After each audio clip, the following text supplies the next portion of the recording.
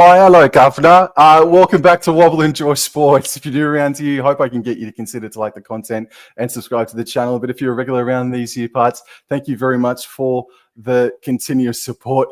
Sorry about that little bit of accent attempt because it is full-blooded green and gold here tonight. But I will be commentating on England and commentating on Australia here this evening is Dor from the All Out Club, because we're here 11:30 right now, or 11 o'clock right here in Queensland for the Ashes. Dor, how you doing, man?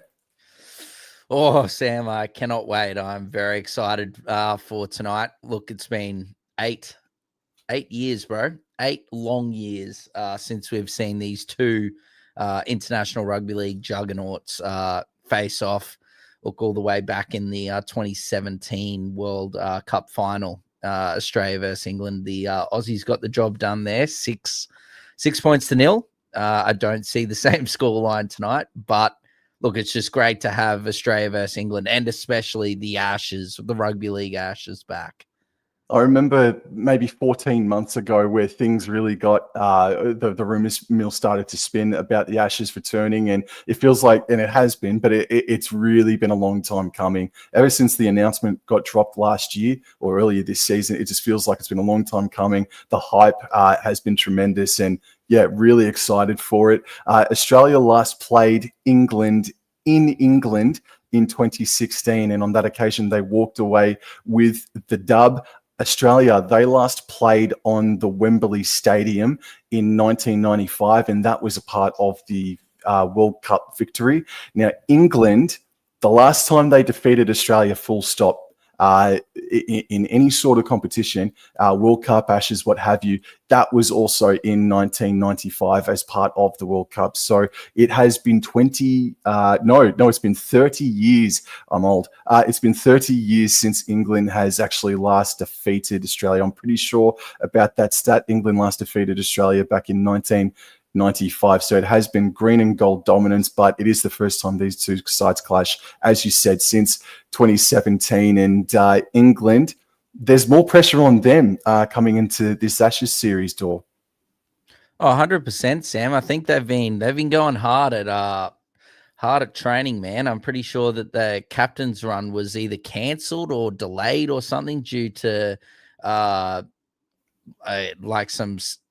injuries, or not like eye scrapes and scratches and all sorts of things. So they've been going hard, and Sean Wayne, the England coach, has actually told them to ease up a little bit at the back end of the week. So they've been going really hell for leather, the English, this week, and are really ready for this game at Wembley this evening. So look, I can't wait. It's going to be very interesting to see what they dish up this evening, Sam, or today over in England. But yeah, man, they've got like some really good players, some good, strong rugby league contingent, a bit of Super League, whole KR flair from the Super League champions in their side this evening.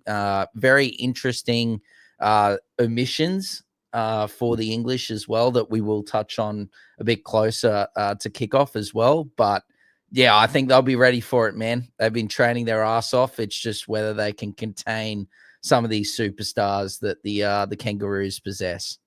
And absolutely. And I just want to say hello to Mum, who's in the chat. Diggsy, he's in the chat, and he's thinking that the Aussies will only get away with a 1-12 victory there. So giving a lot of respect towards England. We got Harvey in the chat. Thank you very much. I wonder how Nathan Cleary will go tonight as hooker. He says, I don't think that is happening. Not with Harry Grant, bro, in the fold, I don't think. But we'll have a look at the team list just shortly. And then we've got Neutralizer 77, Kangaroos 13 plus, and Reece Walsh, the first try scorer. And we've got Clancy coming in. Brumo not starting is laughable. We will get to some of these team lists. We'll do it now. Let's rock and roll. Let's just do it now. Let's rock and roll now. So now, as everybody knows, England like to do things differently, just a little bit differently when it comes to their team lists here. So this is the team list for England. If you go to NRL.com, you will find that John Bateman has been listed with jersey 1 as fullback, but this is actually the team list that we want here.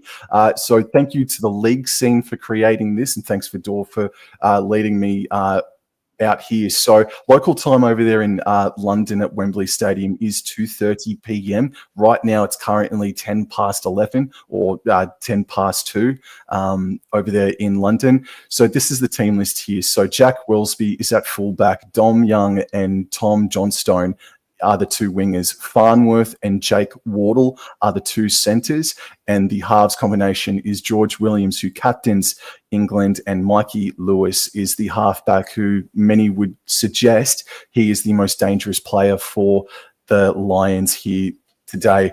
The forward pack is Ethan Harvard and Darryl Clark and Matt Lees, that is the front row. John Bateman, Kai Pearce-Paul, and Morgan Knowles, that is the back row. And I'm just having a look here. So at the moment, it's 12 degrees over there in London at the moment, and it looks like a dry surface as well. And then the interchange is Jez Litton, Alex Walmsley, Owen Trout, and Mike McMeekin. And as Clancy just touched on then, AJ Brimson is named as 18th player. It was a large story over here in Australia, but he has been named as 18th player. And I've got to say, Dor, I think the coach, Sean Wayne, I think that's Jack Wellesby. He's done his thing over there in the Super League all year.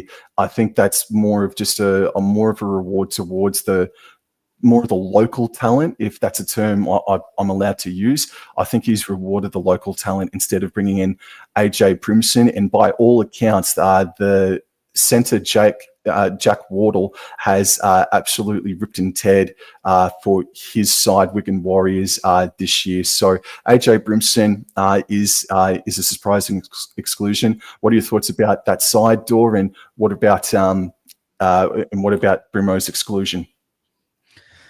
Yeah, look, it looks like a pretty good side, Sam. There's some names there that they've done some serious damage in the Super League over there. I don't know. Wellesby's a class player. We've seen him. Pretty sure my memory is going to have to correct me here, but I'm pretty sure that when they came over against Penrith in the World Club Challenge, that Wellesby absolutely tore Penrith a new one. Yeah, I remember Wellesby leaving a mark here in Australia a couple of years ago. And then I remember there was so many links of like NRL clubs trying to get him and whatnot after that. So I think that their back row's damaging. You've got Bateman there and Kai Pearce-Paul.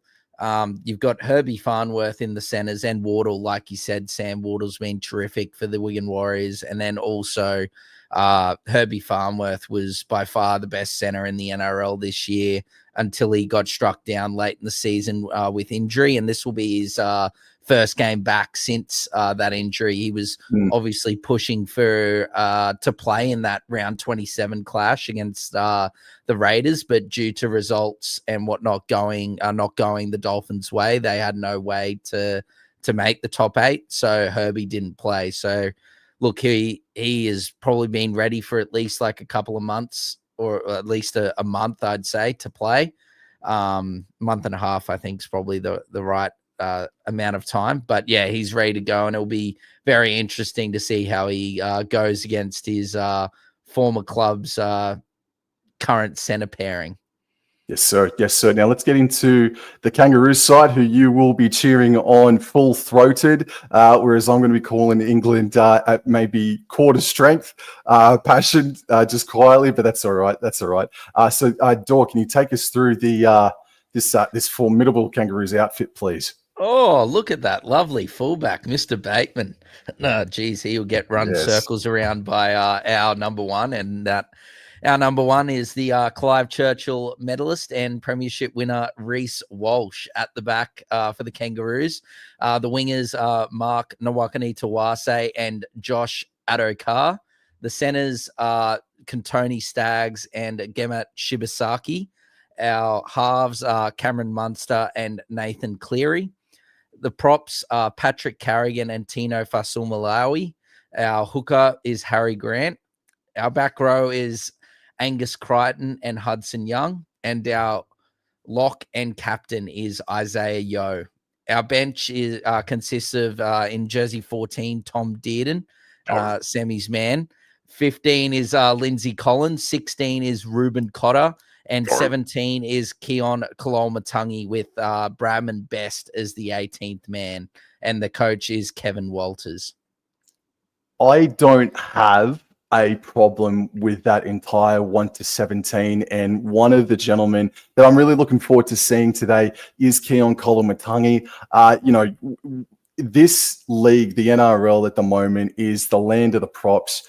And we've been so blessed and lucky to see the likes of a Payne Haas do his thing, Joe Tarpany, and the list goes on. But for a while there, Keon Kalolmatangi, you could argue, was the most damaging player for about a month or so, halfway through the 2025 season. I think if the Lions are not really locked and loaded, prepared for what's coming for them, I think Kalolmatangi could absolutely break this game open as wide as a friggin' valley, mate.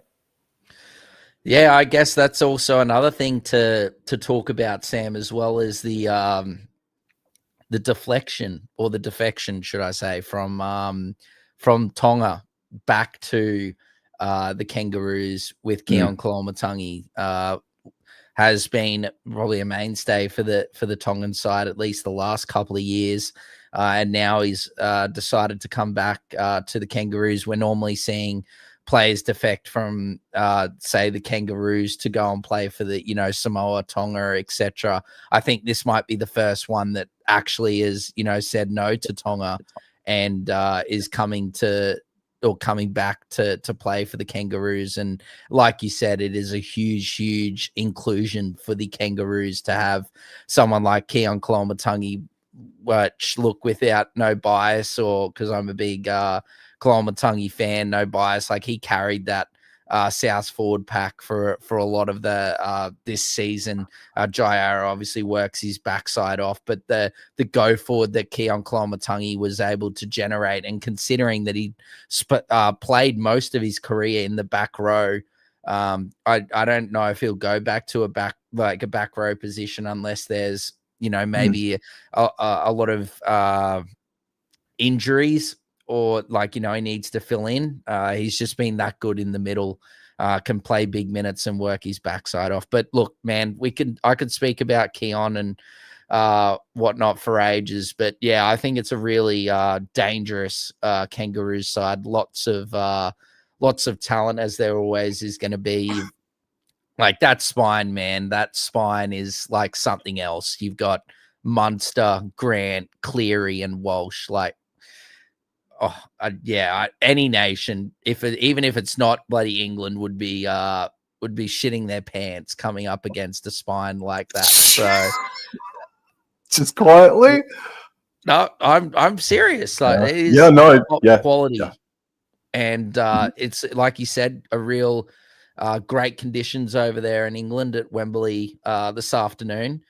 Very quick track, and I think that really suits how Australia are going to play. Yep. Emu King is in the chat. He is a constant supporter of All Out Club and Wobble and Draw Sports. So thank you very much for dropping on by. Thank you, everybody that's in the chat right now, leaving your comments and questions. I will get to them. We will get to them as quickly as possible. Diggsy, just before, he said that none of these boys have experienced an English crowd like they will today.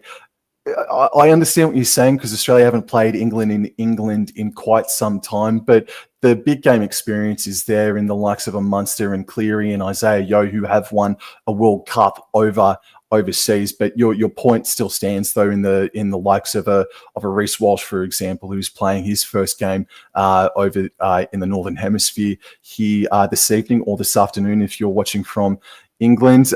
Clancy, the cheeky bugger, if we got time to, and I don't think we will, but he's asking about the Ashes cricket team. Clancy, hold your horses, mate. Let's get through this first.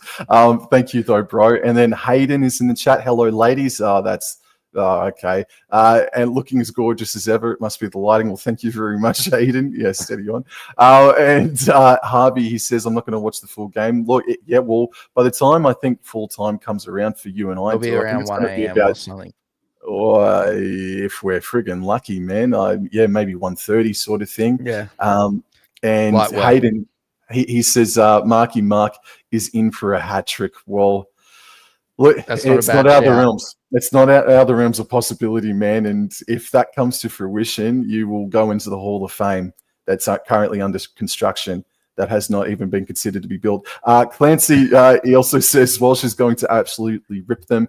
They don't have the athletes. They're all fit. They're all ready to go to absolute war. But yeah, there is a difference between Super League and the NRL, but this England side does have sprinklings of your Herbie Farnworths, does have Kai Piss-Paul, and I agree with you, Dor, that the back row for the Lions, and just to help us out here, I'll bring up the team list in 3, 2, 1 again. We can also help out Emu King because who basically when he was saying hello or sup legends, he also touched on any surprises with these selections. And I think the only real one is Emu King, just obviously with is the omission of AJ Brimson. But as you can probably see on your own screens, we can't obviously show it. We're just going to be calling the game, but coverage has just begun on Fox or KO.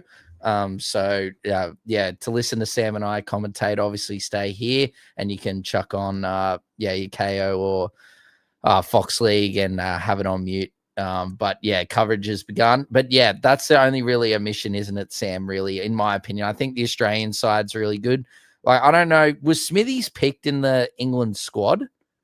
I didn't think he was. No, I think that was one of the glaring omissions as well.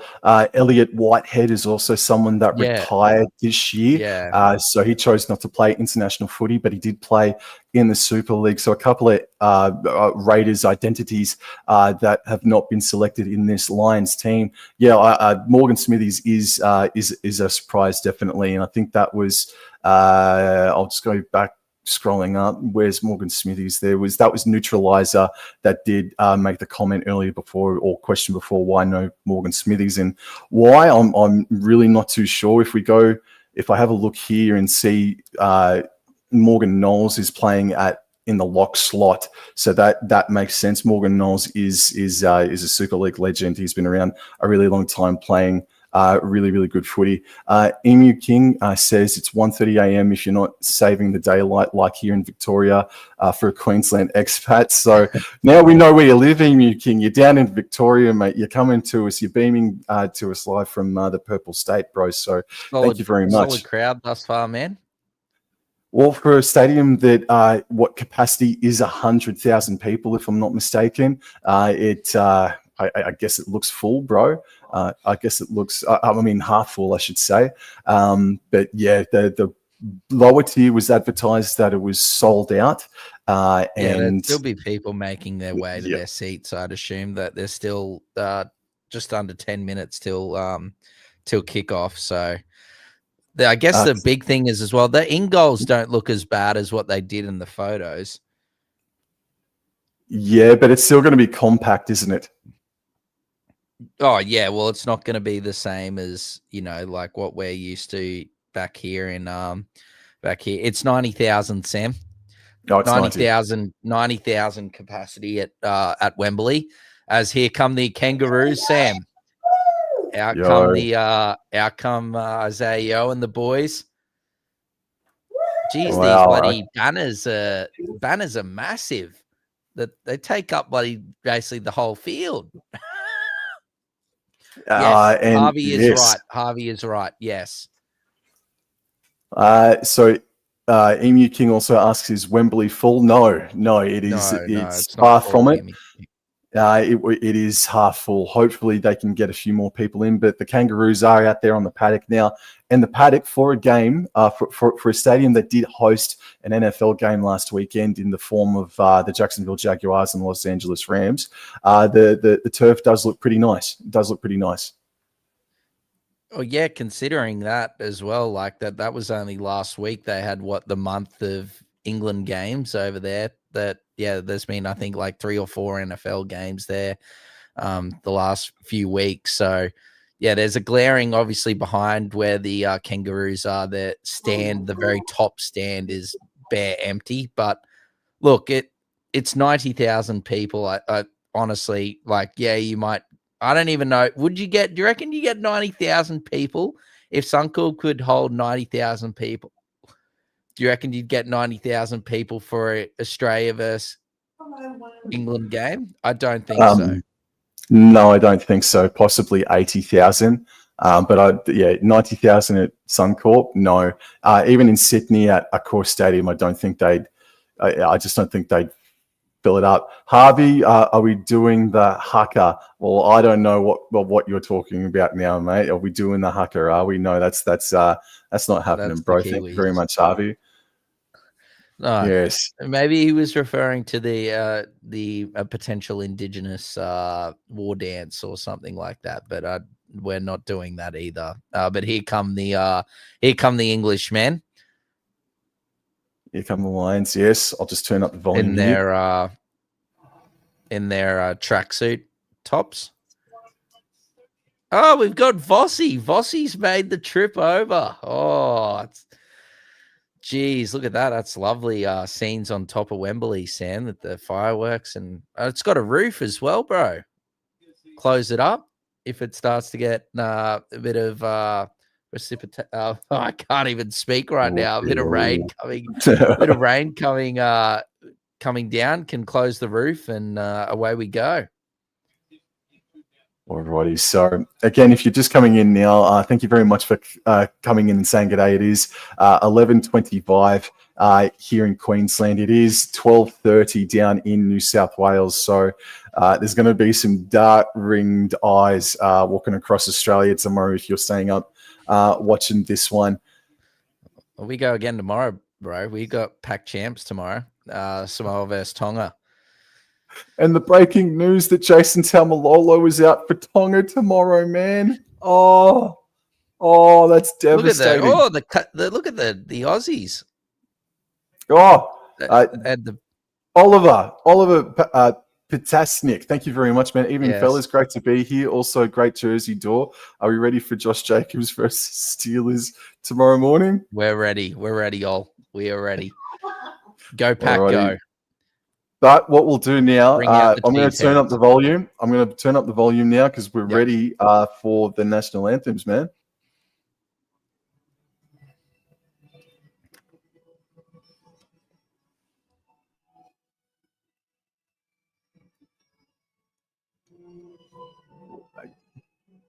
He's got his bloody mic on mute. Australians, let us rejoice, for we are young and free, with golden soil and home is girt by sea. Our land's abounds in nature's gifts of beauty, rich and rare. In history's page, let every stage advance Australia fair. In joyful strains, and let us sing advance Australia fair. Chee-hoo! Marcus, thank you. There's a random Waz fan. Oh dear. Michael, g'day, mate. How you going? G'day. The crowd's building, Sam. I'm definitely. Oh, sorry. It has. Ooh. Do you want me to sing this one too? If you know it. No, I know parts of it.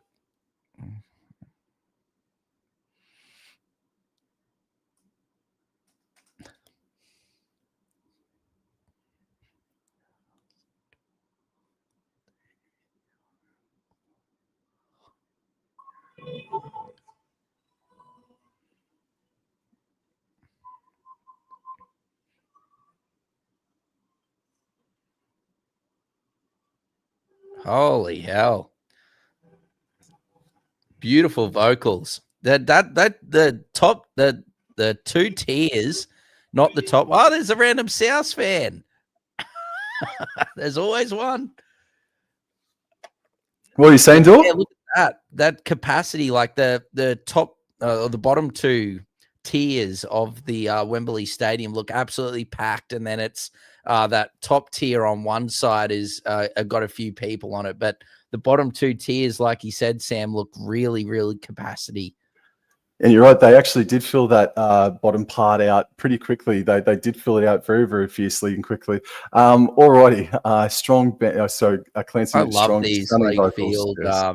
I love these field like graphics. Oh no, Brandy's in commentary. Don't worry, boys, ladies and gentlemen. If you are listening on Fox, press that mute button and you can listen to Sam and I instead. Much better than Brandy Alexander. Just quietly. That's No very disrespect unkind. intended, Brandy, but yes, not the greatest. All right, so we still got Army men and the whole kit and caboodle, the show going off the paddock at the moment. Thank you, Ollie. I'll put the link in the NRL so Cormac can join us. Yo. Alrighty. Well, the link, yes, the link has been dropped. Alrighty. So what does it look like that's happening here? So it looks like England are going to kick off. Do you reckon we've? Can I ask a question, Sam? Do you think that Walsh, to really embrace, the Wembley conditions, had a nice drink of the Wembley toilet water, bro? No. Don't drink from English toilet water, bro. Just keep it Brisbane. Just keep it local, bro. But it worked in Brisbane. It might work over. But in it's England different too. toilet water. Doesn't it swirl the other way as well, bro? Oh, I don't know. I'm nobody a toilet expert. Well, you're the one that brought it up. Your Clive Churchill medalist is a plumber these days. Yeah, you're just saying yes or no. Is he going to have some of the Wembley toilet water? No, yes I or wouldn't no? go anywhere near that English piss, bro. No way, bro. Oh, dear me. Oh, well, here we go. Buddy. Look at the ball. That's a lovely steed, and got the English colours on the red and white on one end, on one point, and the green and yellow on the other. Cormac, how are we, brother? Yo. Listen to BBC commentary. Here we go. Thanks, man. Thank you. All righty. Here we go. I'll leave it over to you, Dor. Sorry. I've just seen Ollie's comment. And play is underway. The Ashes is back. And here we go. Tino Fasumalawi has the first hit up here, and he gets up to just over the 10-meter line. Plays the ball here. Grant, a dummy half, gives it to Angus Crichton. Oh, he sends Knowles back there, Sam. That was a good run there from Gus Bus. Good quick play the ball. Grant scheming from dummy half. Great run from him, and he gets up just short of the 30-meter line here, Sam, on tackle 3. Plays the ball. Walsh now gives it to Carrigan. Good run again from Carrigan. Puts Bateman on the deck, but good defense there by England. Now Grant gives it to Yo here, and that's going to round out the first set here from the Kangaroos. Yo is brought down just over halfway. Plays the ball. Grant now gives it to Cleary. Cleary kicks it up high, straight down, and it's taken beautifully by Johnston, Sam. Alrighty, John Stone is getting dragged sideways. Good strength to keep his feet, Mr. John Stone.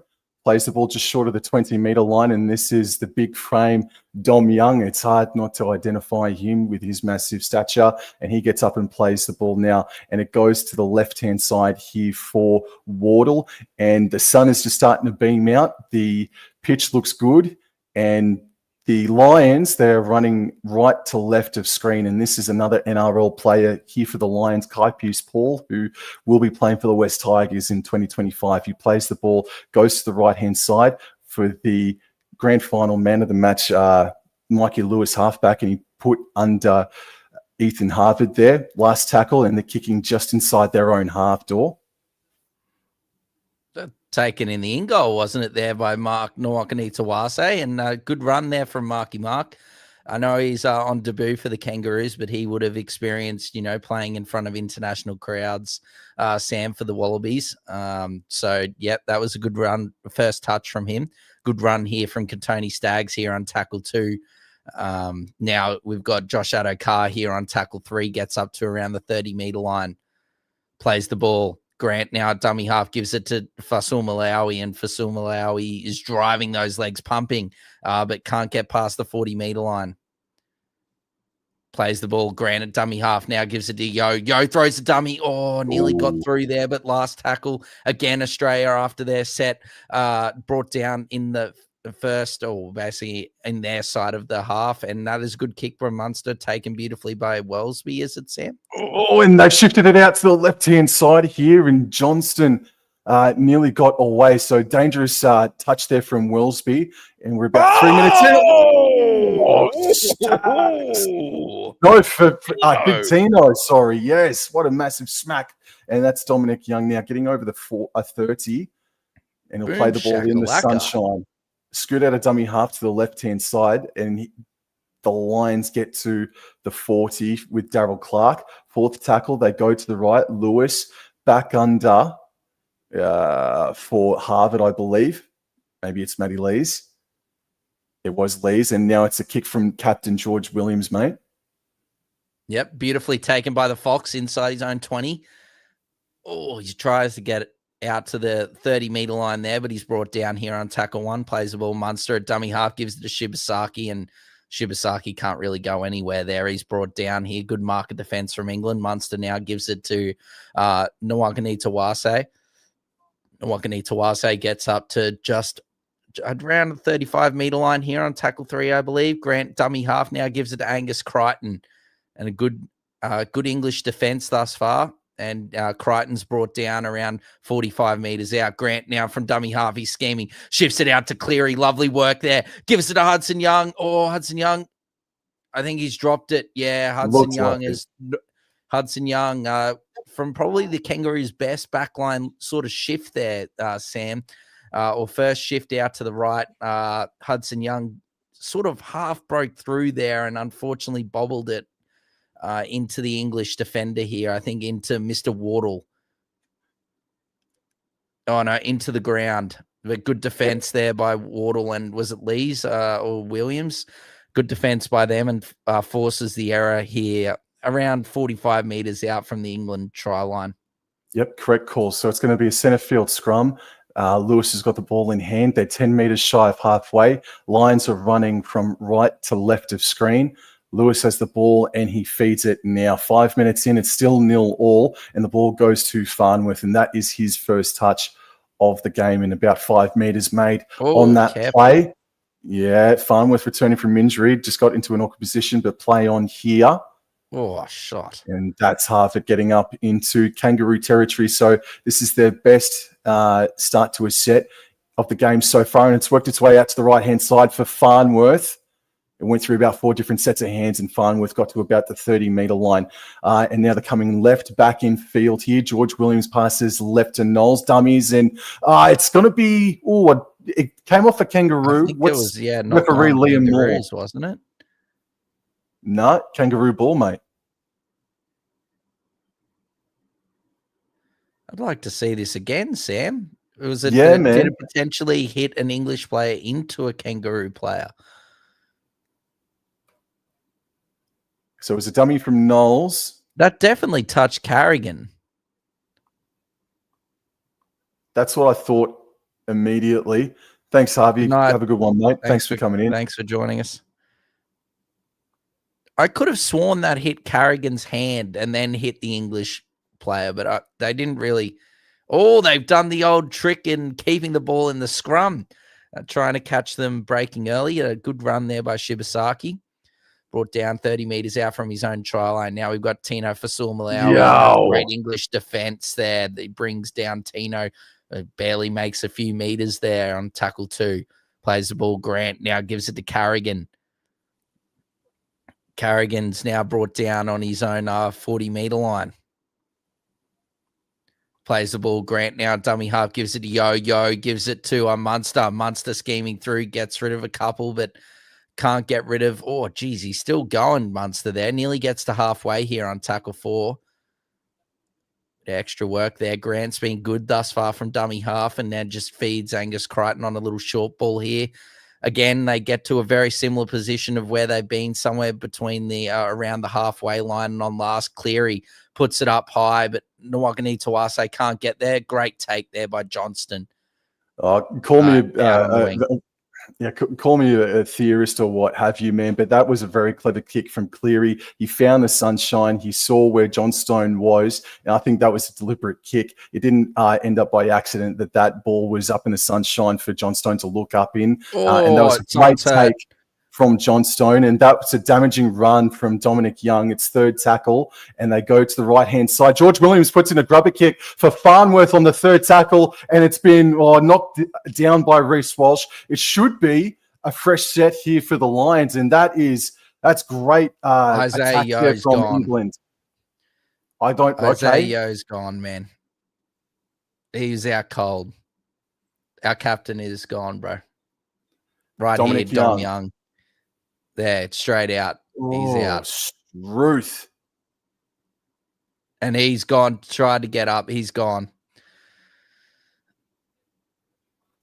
Well. Hopefully, it's nothing worse than just a head knock there for Isaiah Yeo. But yeah, he tried to get up, and there's Ruben Cotter is into the action at lock. Or prop. It will be interesting to see what happens. But the Australian captain, Isaiah Yeo, is straight up the tunnel after a damaging run from Dominic Young, head in the wrong position, and he was basically knocked out straight away. Alrighty, so we're 9 minutes into the contest in England. They've had slightly better of the territory at the moment, and the scrum is one. They go to the right-hand side for Farnworth, and he's able to pick up about 12 meters. There was a dummy thrown in there as well. So they're to the far right-hand side, and they're coming left in field again. And I believe that is Harvard now, and he's going to be stopped about 22 meters away from the Lions try line. Clark goes left to Knowles. He does pass again this time. It's continued off to Lewis, and that's his first real dangerous carry of the game so far. Hudson Young coming in with some heavy contact late, and this is Kai Pearce-Paul now. Grant with the shoulder into him, and Kai Pearce-Paul makes a few more post-contact meters. Third tackle. Clark pointing to the left, but he goes to the right-hand side for George Williams, who runs across field, passing right to Wellesby. A huge cutout pass for Dom Young that not even the frame of Dom Young could get to, man. That's a bad pass from the English fullback, unfortunately, Wellesby. For a player under a lot of pressure, Sam, that is not good. I'm not saying it due to being under pressure due to the player that Jack Wellesby is, but when you've got the quality of someone like AJ Brimson in the wings, I think there's a lot of pressure on someone like Wellesby, even though that he is such a good player in the Super League competition. But yeah, that pass was just not on. Was it really required? I don't think that was really required. They just making good territory, putting Australia under pressure, and then he's just throwing a real, low percentage pass. That's a great run there by Hudson Young. He's brought down around 35 out. Grant now gives it to Staggs, and that's a great run by Katoni Staggs. He's going to be brought down around 45 meters out. Maybe Australia might get past the English 40 for the first time, Sam. Lovely backline shift here. Carrigan, Munster, Walsh nearly gets through. They around 45 meters out from the England try line, and Farnworth right over the top of him. Grant now scheming around dummy half. He's going to just take a little scoot here, and this is Australia's best set in terms of field position and territory here, Sam. Last tackle here, 32 meters out. Munster in a dummy half gives to Cleary, and here we go. Here's the first chance for Nwagani Tawase. Just couldn't get in there to contest. Good take there by John Stone. That is the second time that Cleary's asked John Stone to take a catch while the sunlight is beaming down in his face, and it's the second time he is come up trumps. So that's really good, clean work from Tom Johnstone. And Johnstone plays for Wakefield Trinity in the Super League. And this is Dominic Young now getting to just short of the 30-meter line here. And Clark scoots to the left-hand side, does pass on to, I think that's Knowles, then left on to Harvard, who comes back across the grain and gets over the 40-meter line there. And now it's going to the left-hand side. I think that's Wellesby with ball in hand. It is too. Yep. And he got dragged back a few meters there for his troubles. And this is the last tackle, and it's a kick from George Williams right on halfway. Yep, and Walsh takes it beautifully and runs straight and hard. Oh, nearly gets through. That's a great start of the set there by Reece Walsh. Plays the ball and then, well, I don't. Oh, ball plant. He's been pinged, I think, for the play the ball, but I'm almost certain that John Bateman has taken him out after he's played the ball. And I wonder, and this is we apologise unless if you've got Bateman some information. Just shoves him. Is there a captain's challenge into today's game, mate? That is something that I don't think so. That? No, okay. Alrighty. So 13 minutes in, it's 0-0, and it is very even. They are captains challenging it. Yeah, well, there's a a victory royale. This is going to be a win. Well, more than 10 seconds elapsed, surely. Anyway, it is a captain's challenge. He plays the ball and Bateman just shoves him. Look.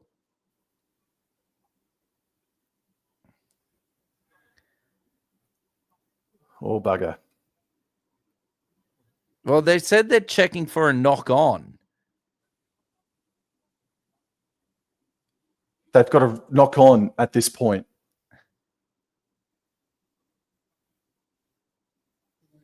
Yep, successful. It is successful. It's so obvious. John Bateman just shoves him after he plays the ball. And you know what? That's typical John Bateman. Jesus, oh dear. Alrighty. Yeah, it's gonna be interesting to see how the interpretations go in this game, considering you got the main referee as an Englishman, you got the bunker as an Englishman as well. It will be interesting to see if an interpretation goes one way or the other. But on that occasion, he did get that one correct. Yeah. No, that's beautiful. Anyway, penalty, Australia fine touch. And now we've got Fasul Malawi working through the middle of the field. He's brought down just outside of the English 40-meter line here. Grant now gives it to Carrigan. Carrigan gives it to Cotter, and a nice, straight, strong, hard run there by Ruben Cotter out on the top of the screen here. Plays the ball on tackle 2. Grant now gives it to Carrigan, and Carrigan scheming through the middle of the field. Nice, straight run from Patrick Carrigan. He's brought down around 28 meters out. Grant now dummy half gives it to Cleary. Cleary, lovely cutout ball to Walsh. Walsh scheming, looking for the pass, but can't find it. Good defense there by England there. Harry Grant now gives it to Cleary. Cleary, a bit sloppy there from Cleary. Cleary's pass to Angus Crichton, finds the deck. Angus Crichton now scheming through the middle of the park, gets past a couple, but he's brought down now around 20 meters out. Plays the ball there.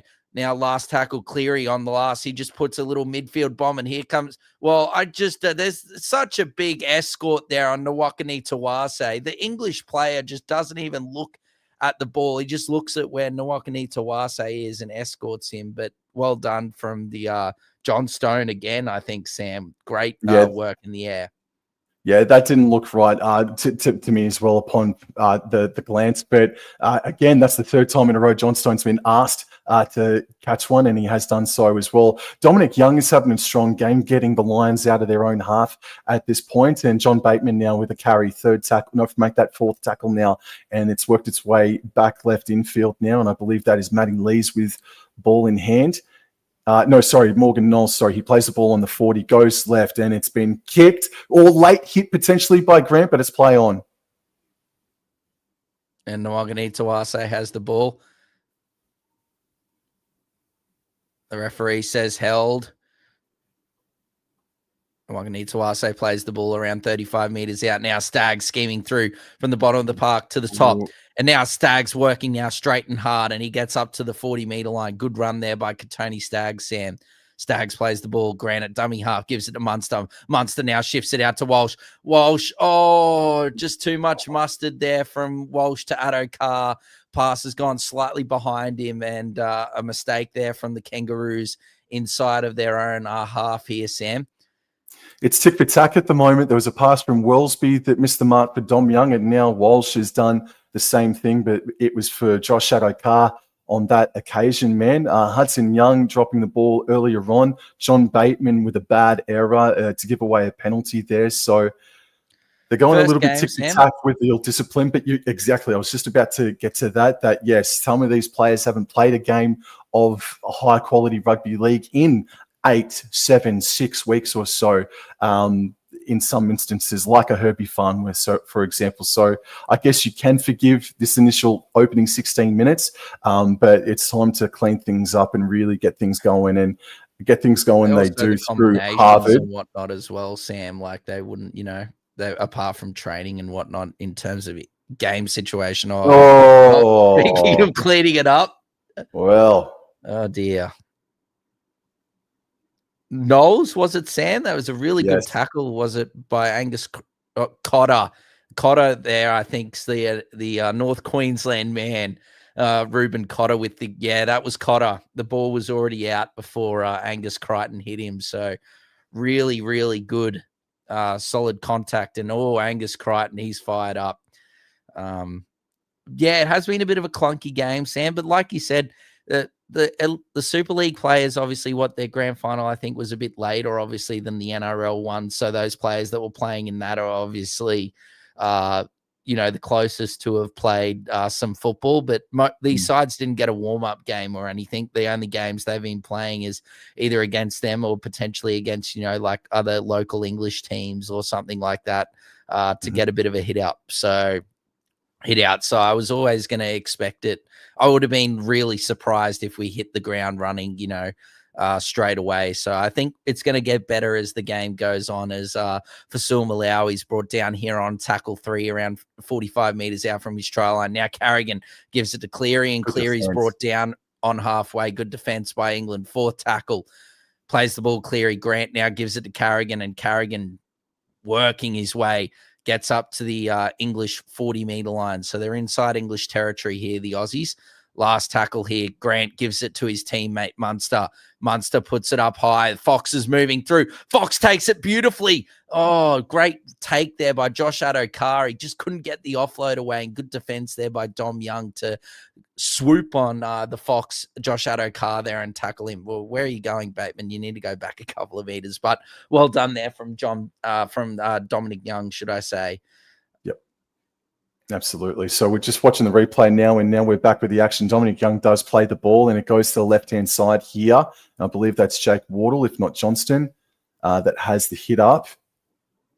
And this is now the second tackle. It comes back to the right-hand side for Farnworth, who had the bumper bars up on Munster. Got the offload off. Knowles wasn't looking. It bounced backwards into Williams' hands. And now he's scheming to the right-hand side, and he's taken down there by Tony Staggs on the 30-metre line, or just shy of it. This is the third tackle now, 20 metres before halfway, and John Bateman only about 5 metres made. The defence from the Kangaroos was swarming. 19 minutes in, and it's 0-0 at the moment. It goes to the right-hand side. Williams flat for Farnworth, stepping and beat one tackle, but he got brought down eventually by Munster, and Farnworth is in some trouble.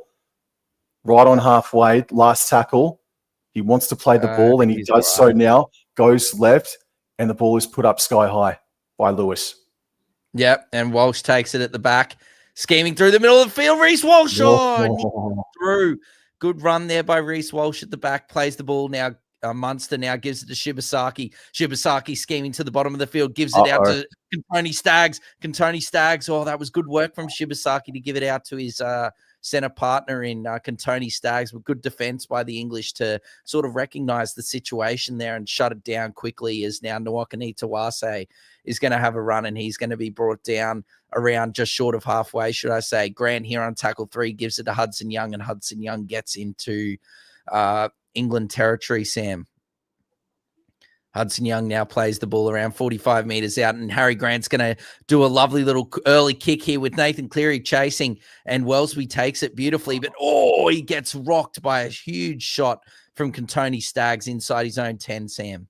Oh, this is the opportunity here for the Kangaroos to start turning the screws, and that's great defense from Hudson Young primarily, with Pat Carrigan coming in as backup. Second tackle, the English are still inside their own 10, and now they're over that by a few meters only. Third tackle, Lewis goes right. This is Dominic Young, who's worked very hard in this game so far, and he's gotten to the 20, but this is the fourth tackle. Now, do you kick early? No, they're going to run it here. Williams runs it, cut out right to... I think that was Bateman playing out there in a wing slot for a moment there. But this is last inside their own 30. Good kick pressure. Lewis got the kick away, Dor. It's a good kick from Lewis, but unfortunate bounce straight to Nwakani Tawase, and now he's just going to go straight and hard. And he's going to be brought down around 35 meters out. Plays the ball. Cleary now gives it to Addo-Carr, and Addo-Carr fighting for every meter he can get. He gets up to around the 40-meter line. Plays the ball now. Grant gives it to Lindsay Collins, who's on and runs straight into George Williams. Strong run there by Lindsay Collins, brought down around halfway. Now Munster gives it to Cleary. Cleary now to Walsh. Walsh scheming. Beautiful pass to Nwakani Tawase down the touchline. Then he passes infield to Staggs. And now Staggs gives it to Reece Lightning. And over goes Reece Walsh for the first points for the Kangaroos. 4 points to 0 in a lovely backline shift from the Kangaroos, Sam. Some passes there were slightly questionable, but absolutely beautiful work from the with the right edge there of the Kangaroos, Sam. The touches are useless in Australia. The touches are useless over in England as well, bro, because I thought that pass was forward, but we're going up to the bunker. It's not been confirmed yet. Try checking obstruction. It's Hudson Young potentially could potentially obstruct Lees. Is it there?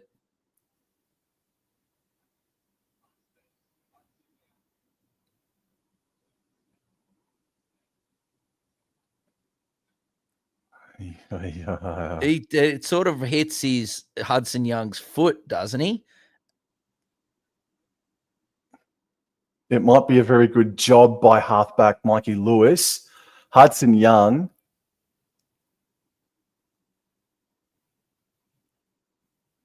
I think to the letter of the law, I think there's enough contact there.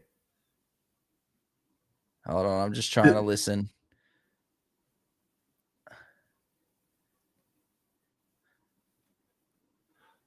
Chat, what do we reckon? What do we reckon? Clancy says outside shoulder. We're going straight to the put down, Dor. The Walsh flapjack. No. The Walsh flapjack. The Nwakani Tawase pass to Contoni Staggs was forward. Yes. Yes. Yeah. I think it's just that it wasn't, you know what I mean? Like he took him out. There was just like sort of like the what's the word? What's the word I'm looking for? Like it could have looked like that Hudson Young was bracing for impact instead of trying to purposefully get him. I honestly just think that they've like the contact was with the boots. Like they've just Lewis has hit the boot of Young and then gone over. Well, Neutralizer got it in the chat. Reece Walsh first try. Congratulations to Neutralizer and our good mate Hayden. Tip Reece Walsh to get a hat trick, if I'm not mistaken. No, it was a Marky Mark hat trick. Oh well, there you go. Yes. He threw a forward pass. He sure did, Dor. It's my biggest pet hate in rugby league, full stop. Anyway, geez, good grief. The bloody restart. We're back into action, Sam. We can't even celebrate and flourish in the Reece Lightning Wembley toilet water special. And now we're straight back into the action here. 6 points to 0. Australia strike first here. And Gus Bus is getting riled up here, Sam. As now Harry Grant's going to have a little scoot, Sam. England have made their first change. Sam, Harvard has come off the field with jersey number 17. I sort of missed the name there, unfortunately. Starting with an M has come on to the field for the English Lions, as now Grant gives it to Lindsay Collins. And, Collins is working through the middle of the field here, Sam. Good first set after points here for the Aussies. Last tackle here, Grant gives it to Cleary inside his own 40, and he kicks it beaming long kick down to John Stone again, who takes it beautifully, and he gets it up to over the 20-meter line, Sam. Yeah, that's about a 13-meter run back, and he gets the Lions into a central position. Look, the Lions, they've played well enough. They've made well, a couple of errors, and they like shifting it out to the right-hand side, I feel. So you got to get some more ball out to Farnworth as Dom Young plays on the 40-meter line, but they come to the left with Mikey Lewis, and he, the halfback, has the hit up and enters Kangaroos territory, 6 points to nil with 16 to go in this first half. George Williams going across field, and he's having a good game. He's running across field and asking questions of Kangaroos defense, and it's putting them on their heels at times. And Mikey Lewis, now last tackle, puts in a left-footed kick. Farnworth is chasing, well weighted, and Fox takes it on the full. Oh, Farnworth goes down. Play on. Well, Farnworth and Walsh had it. What was that? Farnworth grabbed Walsh, and then Walsh grabbed Farnworth. I don't know what was going on there. A bit of giggles there. You can see Farnworth's bloody grabbing Walsh. Looks like Yo and Cotter has been made an interchange. Does that mean that Yo's failed? I don't know. I'm not sure exactly, but Cleary's going to have a run now, and Cleary's brought down around 38 meters out. Grant now, dummy half, gives it to Hudson Young, and Hudson Young, for the second time today, has dropped it inside his own half, and the English Lions are on the attack, Sam. All right, they've got to at least get to their kick. Hopefully, I mean, if not score a try, then you bloody get a repeat set here. And look, I can't help but see what I see. And John Stone for the Lions has been really good so far, really proficient. And now it goes to John Bateman, and he makes a few post-contact meters. Well, there was an attempt at a strip there, but there was another Kangaroo involved. And they're about 25 meters away from the try line. And George Williams now passes left. Lewis, Wellesby, Wardle. Oh, he just knocks the ball on, does he? Well, in any event, it's a loss of possession. Oh, man. Oh. It was just like a basic hands play, wasn't it, here, Sam? And then he tried to switch the ball, I think, from his right to his left. No, it looked like it was in his left. He just tried to, I think when he's gone to like put the arm up for the fend, I think he might have nicked the ball out of his hand when he's gone up to put the fend up. And yes, sort of bobbled it, was able to regather, but unfortunately it fallen to the turf right near the sideline, and the Aussies just basically tackled him straight over the touch line, Sam. Pardon me. Now Harry Grant gives it to Shibasaki, and Shibasaki now runs straight and hard, but good defense there by the English Lions, Herbie Farnworth particularly.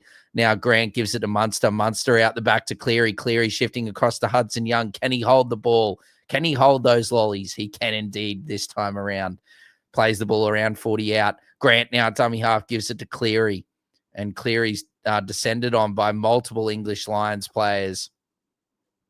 Brought down around 45 meters out, plays the ball. Now Harry Grant's going for a scheme. Lovely little ball there from Harry Grant. Lovely little offload there to Reuben Cotter. But again, Australia struggling for territory here, Sam. They've, again, tackled inside their own half on last, but now they've gone, they're running it on the last, and Mark Nwakanitawase has it, gives it infield to Cleary. Cleary's lost his footing. He throws the ball out the back. It's hit an English player. That should be 6 more. Hudson Young has it, 6 more indeed. Now, oh dear, and Farnworth's come in over Munster and taken his melon off. But no, not deemed a high tackle. Play on. 7 tackle set. Or set restart, should I say. Lovely ball from Shibasaki, but I think Crichton has knocked it on. Oh, geez, it's all happening here from the Kangaroos, going from the bottom of the screen to the top of the screen. And, Shibasaki's flick pass, unfortunately, I think hit Crichton in the head just a bit too much, just a bit too high. Hit his head and then hit his fingers on the way down before hitting the turf. But Australia definitely starting to chance their hand here. Sam, and starting to, shift it. That was the last tackle play that they went there. Grant to Cleary with the beaming cutout ball to Staggs, who then put it on to Nawakani Tawase, who then throw the ball infield. So yeah, they're starting to run it here on the last tackle. Yeah. That's probably the second or third time down John Stone's wing for the Lions that Nwanganitawase has been able to break free from.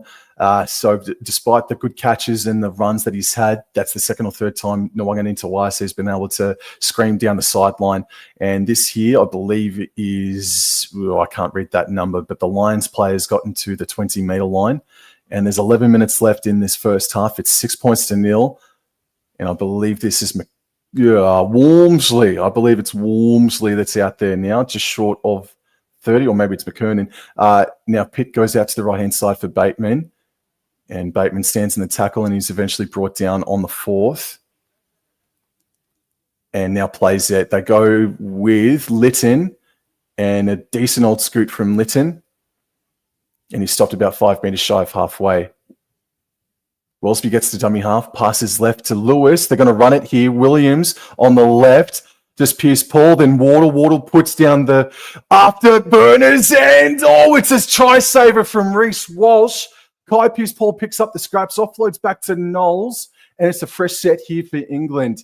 This is the chance, isn't it? They're about 13 meters out, right next to the sideline. They're coming right infield. Williams now, and this is Walmsley getting up to the 10-meter line. And Lytton at dummy half goes to the right-hand side. This is Lewis, a flat ball there for McMeekin. And Lytton waits for the play, the ball right in front of the 6. Second tackle, they go to the right. Williams, right. Wellesby hit well there by the Fox. Alrighty, so less than 10 minutes remain.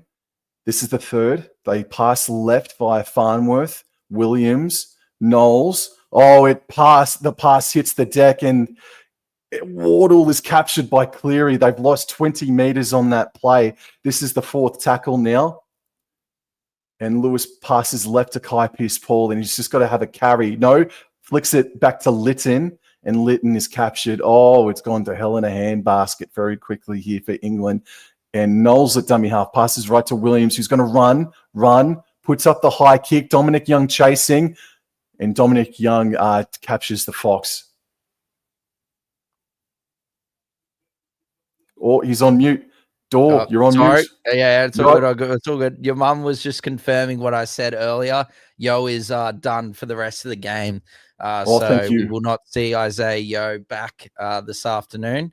But look, great defense here from the English. Australia struggling to get out of their own end. And Angus Crichton's making a strong run here, and he's brought down only on his own 20-meter line, as now Harry Grant's going to pick it up from dummy half, throws a little offload to Cotter. Cotter passes it out to Hudson Young. Hudson Young gives it to Marky Mark, and Marky Mark throws an offload, which is forward.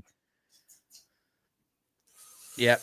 Nawakani Tawase throws probably a bit of a low percentage pass there, and doesn't hit the mark, and Staggs can't pick it up.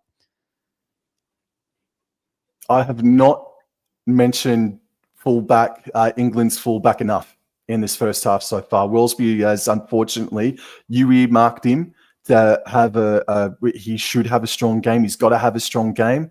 Unfortunately, he's been quiet, Dor. Yeah. Yeah, no, he's been quiet, man. And these I expect the handling and mistakes to definitely diminish as the game goes on. There's Darren Lockyer. All right, so Knowles plays the ball, and the ball goes to the left-hand side for Walmsley. They've got to get to their kick. Pardon me. Lytton waits at dummy half. All right, so penalty here. Grant was all over the pill. So 7 minutes to go. Is that the first penalty? No. Second. So for 1-1. England, alrighty. Yeah, So first England. Walmsley, nice defense there by Collins on Walmsley, plays the ball, and it goes to the left-hand side. Litton, he has provided a bit of speed out of dummy half, actually, since he's come onto the paddock. Knowles gets to dummy half now, and it's the second. He goes to the right. Williams had to go up high to catch it. And Wellesby is met by Munster, and he's driven back by the Kangaroos back to the 20-metre line here. They're right at the post, but they're coming back left infield for Williams, back right to Walmsley. Not a real happening set here at the moment. Short passing, but very little meters made as well. They're 10 metres out. Linton goes to Williams now, puts in the grubber kick. Kai Pearce-Paul is chasing. It's battered dead by Cleary, and that is the first example of the short goal line area there, Dor. Yeah, no, it actually looks a lot smaller than it actually is, but really nice work there by Nathan Cleary, covering up there. Great reaction times. Gets on the bike early and taps it over the dead ball line. Now, do they go the short dropout, or do they just punt it long? I'm punting it long. They're going short. Cleary's shaping short. It's coming out to Wakanitawase. So Johnstone's under it, and Johnstone's knocked it on. He's pointing back to Wakanitawase. It's going to be Australia ball here, unless if they want a captain's challenge. You've called it beautifully, Sam. Called it beautifully. They're not going to challenge it. Yeah. Yep. Yeah, correct call, Liam Moore. Liam Moore, besides a couple of forward passes, I think the refereeing has been good. I think it just touched the top of Johnstone's finger there, Sam, and then it hit Wakanitawase's hand backwards. So, yeah, it's a great call. I think the only do you blame him for the forward pass? Like, it's a bit hard for like a referee to call it in that aspect. I think it's more the touch judge that should be, adjudicating. I think outside of that, I think that, he's done a good job. There's maybe a few things that he could have pulled up or pinned, but he's decided to let play go and let it try to be as free flowing as possible. That he's doing a good job, and Grant gives it to Crichton here. But look, defense from both teams has been pretty good thus far. We've seen maybe I think like 2 breaks for the Aussies and 1 for the English. Now Carrigan gives it a Cotter. And speaking of breaks, there was nearly one there. Good run there from Ruben Cotter. Australians look like they're starting to find their groove as now Munster throws a dummy in the middle of the park, and the sun has now moved into the middle of the Wembley pitch, Sam. Munster's trying to get up and play the ball, finally does. And now Grant, he's just going to go straight, take a run. That's a great run there by Harry Grant. And that's going to be last tackle. He gets around 35 meters out, plays the ball. Now Munster here on last. He's going to put it up towards the Flying Fox. Oh, and the Flying Fox through, and now. No. There's no way as Reece Walsh throwing a flick past to Angus Crichton. I don't know. Walsh is throwing a forward pass with the flick pass, but I don't even think we're getting to that point. I think there's an infringement beforehand. It's either going to be a penalty to England because the Foxes impeded Dom Young before the balls come, or it's going to be a penalty to the Kangaroos because someone has shoved Addo-Carr into Dom Young, which I think it's going to be Farnworth. Farnworth does extend the arm, but I don't think that that's enough to determine what ends up happening.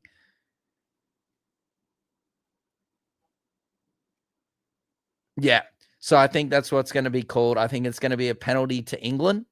They've deemed the Farnworth stuff all fine.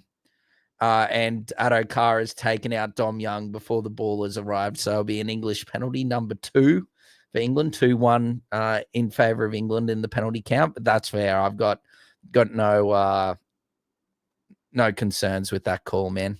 No, absolutely not. Absolutely not. Well, they've got 3 minutes here. They can maybe work it to get a repeat set here, but you're obviously going for the throat.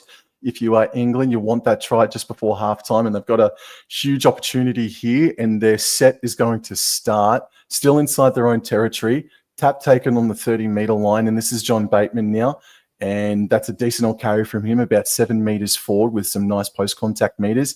Lytton is now at dummy half. He passes left in field for Williams and now on to Walmsley, and he's over the 40-meter line. Second tackle, they're in a central position, and now it's gone to the left-hand side. Mikey Lewis, first receiver, throws it out the back, left-hand side to George Williams, puts the foot down. Wardle, Johnston from 30 meters out. He puts in a left-footed grubber kick. It's not too bad. It's good weight, but it's going to go over the dead ball line. Willsby screaming onto it. I guess he had to kick it because he was running out of space at a rate of knots, Johnstone.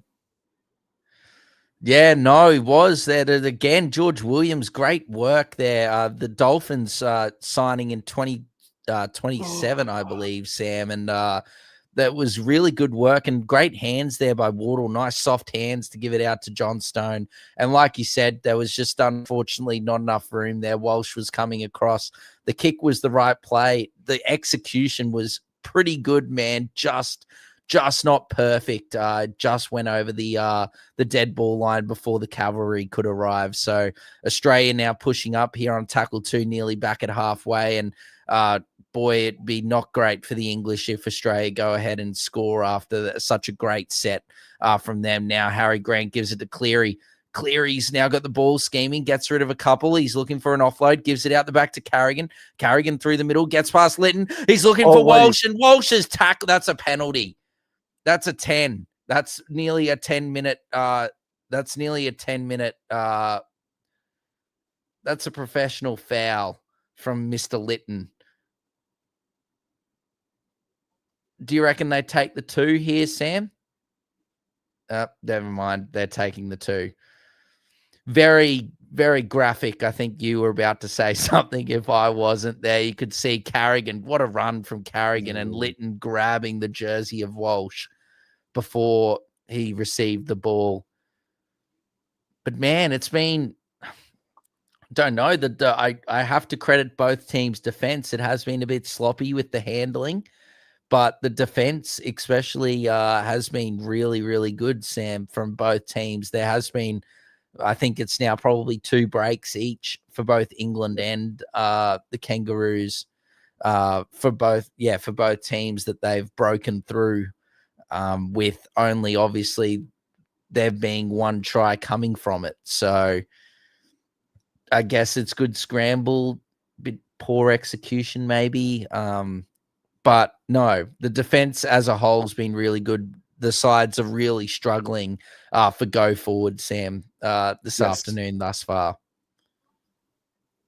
All right, Nathan Cleary just about to take the attempt. What is he, Sam? Around like for the meterage has been lost as this camera angle as I'm looking right at Cleary. Oh, that's a lovely camera angle. And that is as straight as you could kick it, Sam. That's straight down the hey little diddle, the cat and the fiddle. As it is now 8-0 at halftime. The halftime siren basically went as the ball went through there for Nathan Cleary.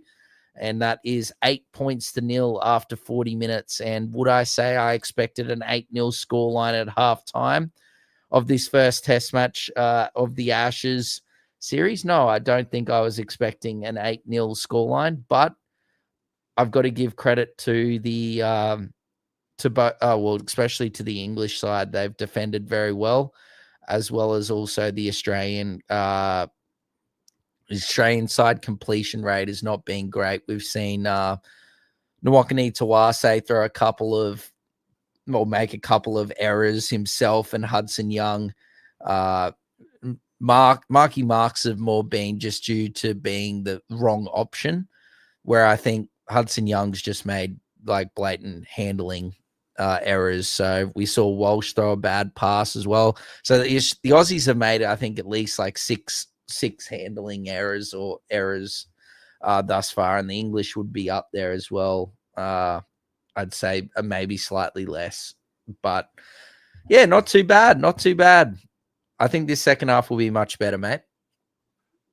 Absolutely. So at the moment, let's go through the stats here, and they might update as we read them out. So possession at the moment is in favor of the Kangaroos. It's 53% to 47%, and the error rates are exactly the same. It's a 72% completion rate, 13 out of 18.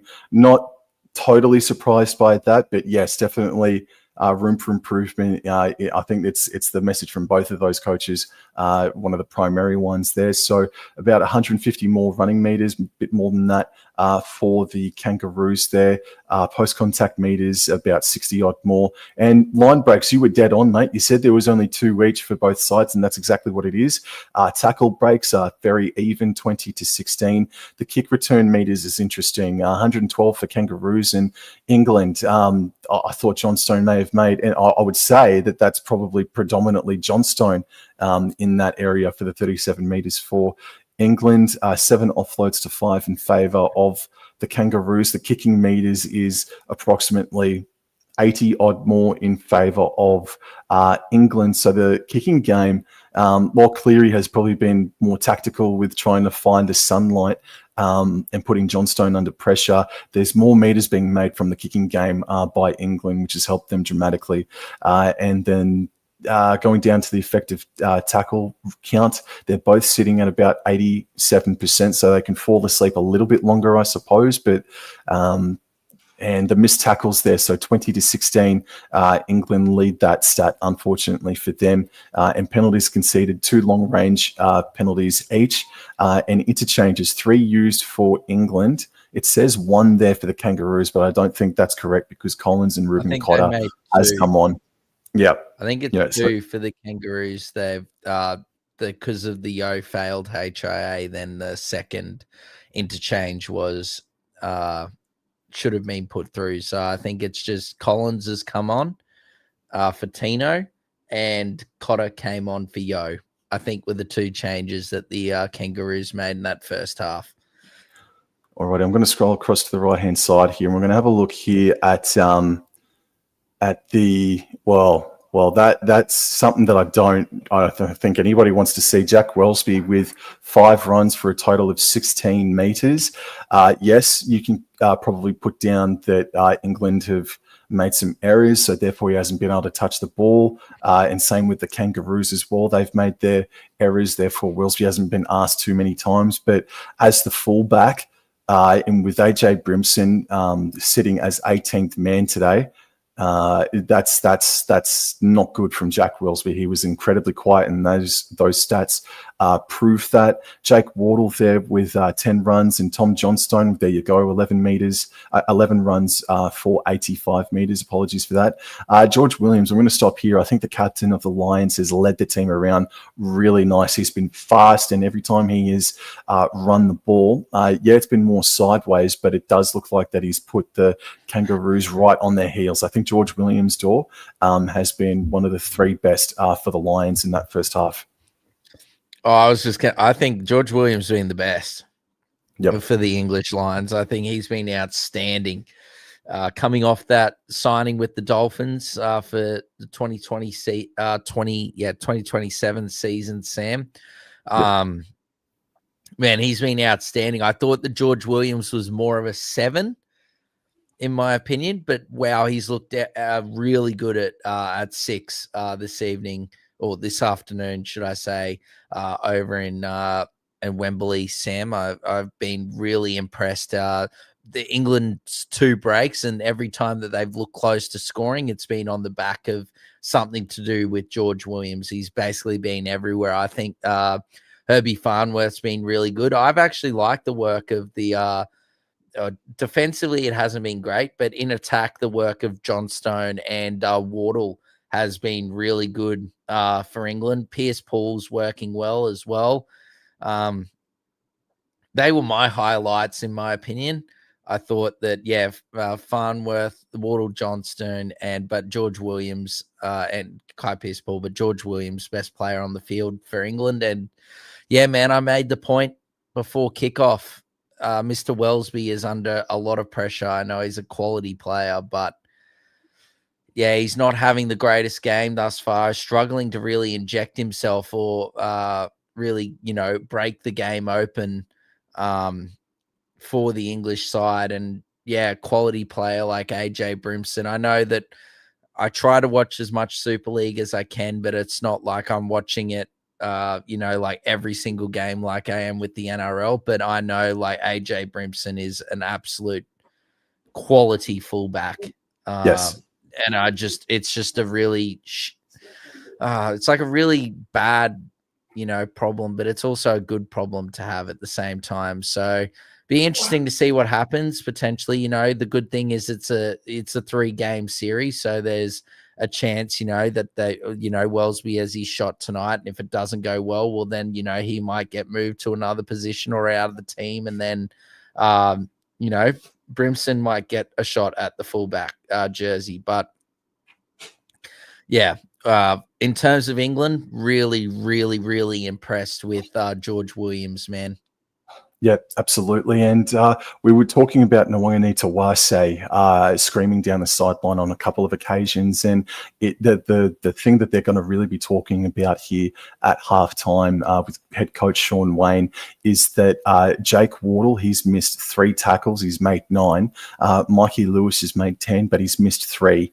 Johnston has made 3, but he hasn't missed any. But Wardle and Mikey Lewis are defending right next to each other, and on a couple of occasions they were able to work it out. But in saying that, though, attacking wise, it is very, very even, but they've looked the closest when they've utilised or tried to inject Wardle and Johnstone and Mikey Lewis. So it's a bit of a double-edged sword there for England at the moment. Their left edge defence, that needs to be rectified immediately, especially between Lewis and Jake Wardle. But attacking-wise, I think they've gone closest when they have gone down Wardle and Lewis and Johnstone's sideline. And then just that last play with about 3 minutes to go for England, it was second tackle, and they had really crisp, fast passes that found its way to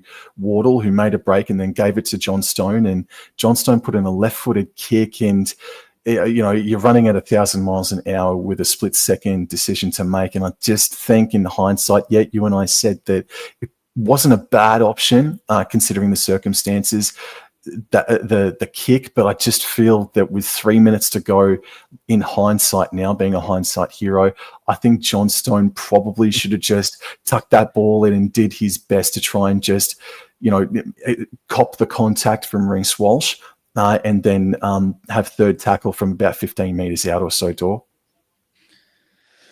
Yeah, but it nearly worked, didn't it? It did. Yeah, I don't know. It's a bit like the Pappenhausen thing in the grand final. Like, did he have more meters or like more space than he actually thought there, Johnstone and Pappenhausen, before he had to, in Pappenhausen's circumstance, throw that pass, or in Johnstone's case, kick it. Don't know, man. Honestly, bro, it was like, maybe like 5. It was not far off being perfect. Like, it only just went dead before the chase got there. I was like on the edge of my seat thinking, oh man, this might actually sit up. It was all determining on how the ball was going to, sit after it came off the boot. And unfortunately for England, it sort of really kicked on there. But should we move to the Aussies? I think we've covered England quite well. Alrighty, so I'll just zoom out here. And I'll just scroll across to the right-hand side. So let's have a look at some of these running meters here for the Kangaroos. So Reece Walsh, the only try scorer. And before we get to the Kangaroos, man, let's just say that it probably should only be 2-0 at halftime, because that try where Nwangani Tawase passed left back in field for Reece Walsh, that was a forward pass. It should not have stood, but it has. So really, England, they can really take a lot of confidence out of their defence, despite missing just a few.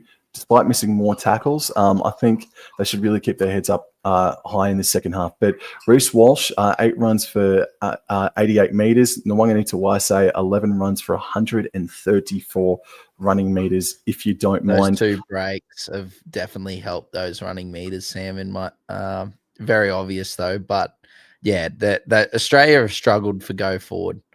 Yeah, because they're all relatively even. Tino for 5 runs for 38 metres. That's low for his quality. But Harry Grant, he started to warm up as that first half wore on with some really dangerous looking scoots out of dummy half. But man, I do want to go back to Reece Walsh. Every time he has touched the ball, he looks like he is running on lava. He is so fast and rapid. He's definitely carrying on with his form that saw him and the Brisbane Broncos get the premiership, and him personally getting the Clive Churchill medal. I think Reece Walsh has been so dangerous in that first half. Yeah, just sorry, Sam. There's Anselm in the chat. It's half time at the moment, man. 8-0 in favor of the Kangaroos. And how can you watch? You can listen to us here on the YouTube, but if you want to watch it, I'm not sure where you're based, man, but in Australia, it's on Channel 9 and on Fox or KO. So try and make your way to either of those 3, and you'll be able to watch the second half live, and you can listen to us commentate it. Because unfortunately, yeah, we can't broadcast the actual game while we're calling it. So.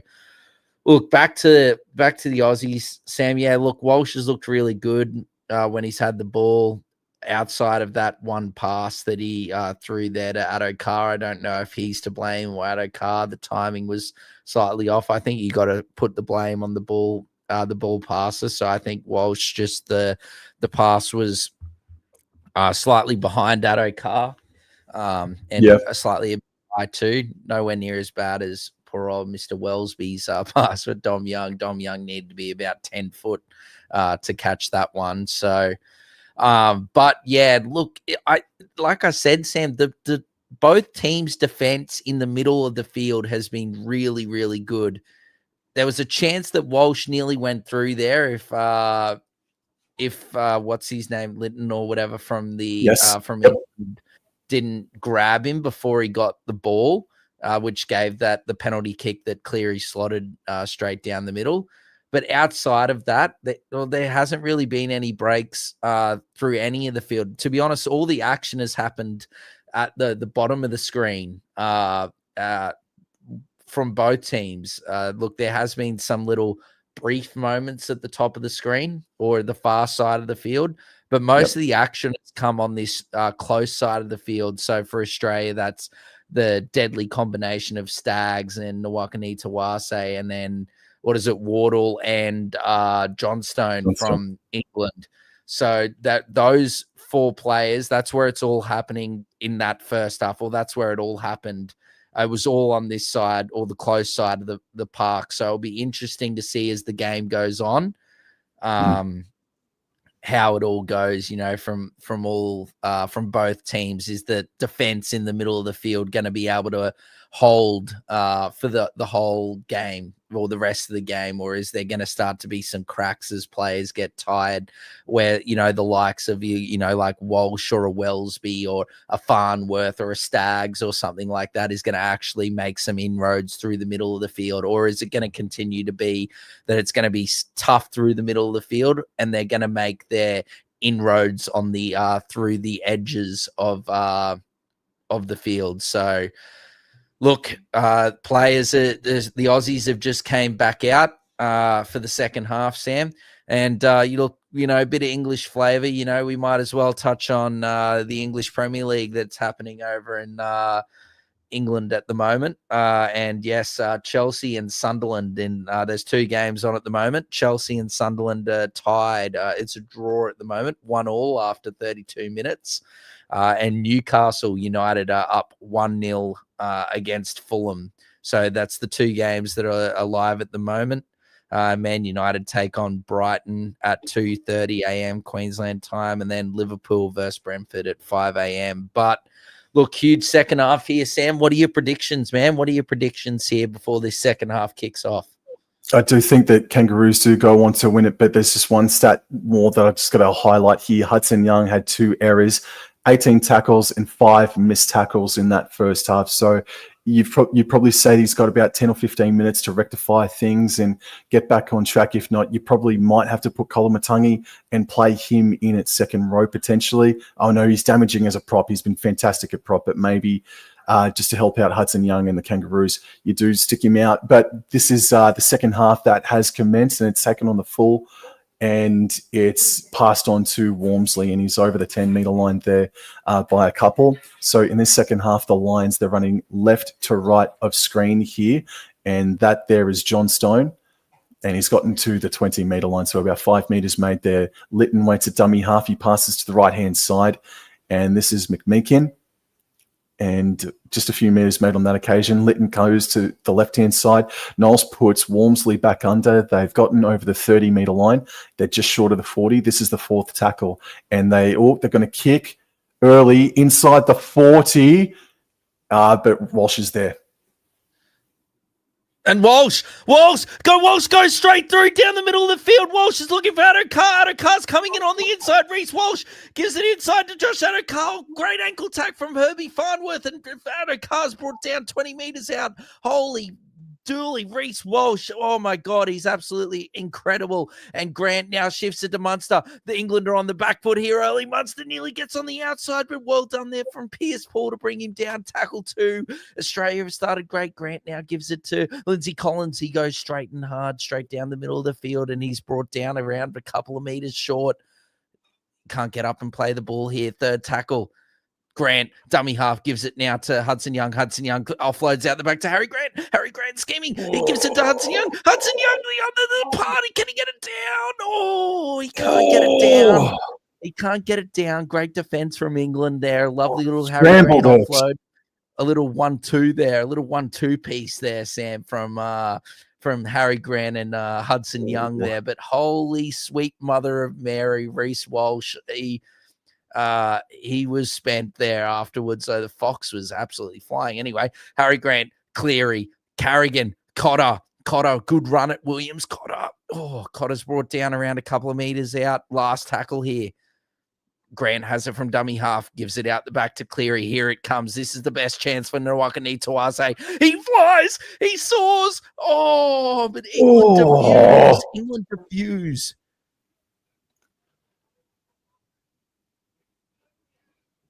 Yeah. Wow. Tuase, he had it.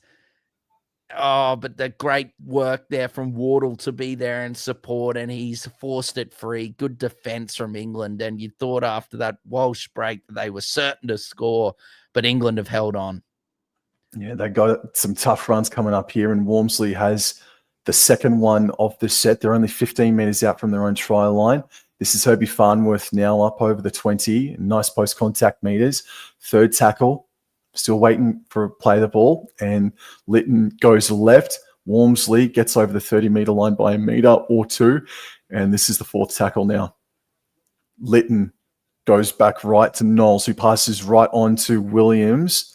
He's gotten himself to the 40-metre line, plays the ball, goes left. Lewis kicks, just inside the 40, but it's taken a deflection, and it's going to be a scrum here for Australia about around that 30-metre line. Yeah. That's not the worst result, to be honest. No. After that Walsh break, as we can see it here, he just gets on the outside of Lewis and then just cuts straight back in and on the inside there, and he's just looking for Addo-Carr, and you can see Addo-Carr scheming through the middle, and that's a great ankle tap from Herbie Farnworth there, man, to bring down the Fox.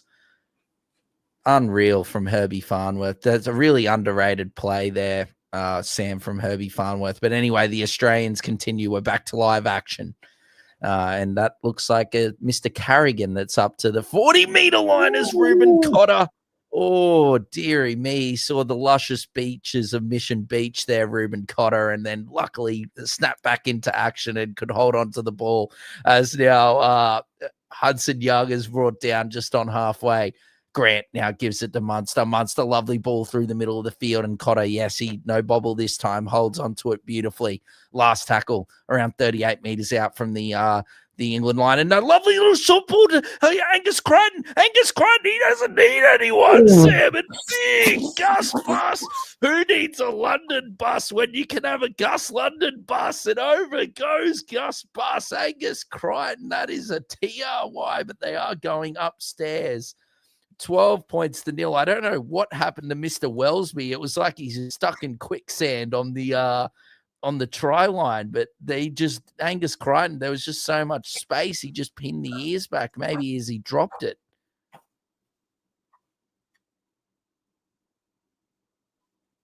Why are we looking at that? Oh,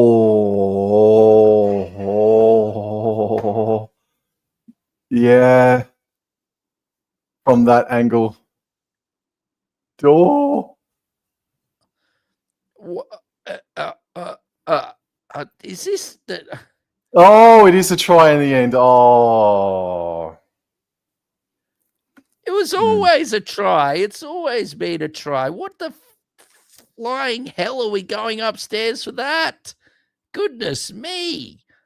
Holy sweet mother of Mary. But anyway, forget about that. The Australians on the last tackle, Sam, I'm pretty sure the last 2 times that they've ran it, they've caught England at 6s and 7s. And last time it was Nwakani Tawase at the top of the screen or the far side of the field that made the break. The close side of the field after they basically, ran it on the last tackle. It was a lovely cutout pass from Cleary to Staggs, and Staggs gave it to Marky Mark, and they made the inroads, and then Marky Mark threw it infield, and they ended up getting 7 tackles from it.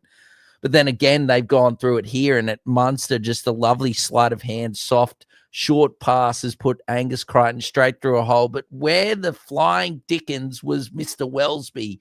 He got to Angus Crichton way too late, in my opinion. I'd like to see Nathan Cleary moves in and puts it through the upright. But I would like to see where Mr. Welsby was when the pass was given. I want to see it right now. I want to see where he is now. If he's on the other side of the field, I can make an exemption, but I don't know how that he had so much time and space. Like, that's what he just saw it. He was just like, I'm getting there. I'm at full pelt and there's no one in front of me. Like, Welsby's on the try line coming across, and he basically just got a hand to him. But anyway, that was someone's offside here. Maybe it's the number 14. Is it Litton? Is it Sam? As Angus Crichton, the try scorer here, is brought down by Pierce Paul around 18 meters out. Now Ruben Cotter is going through the middle of the park, and geez, he's been good, Mr. Cotter, after the Cowboys not playing for a long time. Like, Sam has alluded to, a lot of these players haven't played in a little while outside of, say, the Broncos and Storm players, as Harry Grant's going to take a scoot and run straight into Pierce Paul. Boom shakalaka as Grant is driven into the Wembley turf. Last tackle is now Munster gets it, and he puts it up high, bounces beautifully for Welsby, and he hits it at full flight, but runs into a green wall of Cleary. Oh, he's lost it. Oh, the disaster. No, 6 again. Backwards. It's gone backwards. Play on. Oh, Welsby, young man, you need to wake up very quickly now. Alrighty. Now, this is first tackle, and the Lions with John Stone plays the ball. No, Liam Moore, what are you talking about back there? Just borrows comments. Oh, yes. All right, so Dominic Young now. He's got the ball in hand, and he's going to play the ball on the 30. That's a very flat pass from dummy half for George Williams, and then right on further to Bateman, and they're over the 40-meter line here. This is the third. Welsby a dummy half on the third. Very flat pass there for Williams, who throws it way out left to Lewis. It was a very nice ball. Lewis decided to hold on to it and took the tackle by Cleary, but they've entered Kangaroos territory here, and it's a pass back infield here for Kai Pierce Paul. He offloads back to McMeekin, and it's worked its way out for Wellesby, who offloads back to Farnworth, right onto Dominic Young from 30 metres out, puts the foot down, and he passes right into the melon of Reece Walsh, if you don't mind. Oh, gee whiz. Oh, it's gone straight into the melon of Walshy. Great defense from Shibasaki there as Adokar pushes in. He gets on the afterburners there, Sam, and gets the tackle on Dom Young, and he goes to throw it infield to stay in play, but throws it straight into like a mile forward and straight into Walsh's face. Christopher Jones Boru is asking. Magic Mikey, is that because he disappeared in the first half? Oh dear. Boru, how do I do a poll in here? I don't know. I've never done a poll in here. We could just ask a question, man. But just let us know in the chat. Do you think that England are going to score a point? I certainly think that I think they can. They've definitely looked really dangerous, Sam, when they've shifted to the edges here. Anyway, we've got to continue with live action. Angus Crichton on a lovely Munsters unders ball now has made his way all the way up to the 40-meter line. He's not happy about it. Plays the ball anyway, but Grant now, Carrigan, lovely little short, flat ball there to Lindsay Collins there, Sam, that nearly went through there, Collins, but good defense from the English. And it's sort of been the same sort of trend here as Cleary now gets it and gives it to Hudson Young. Defense through the middle of the park outside of that Walsh run has been really, really good.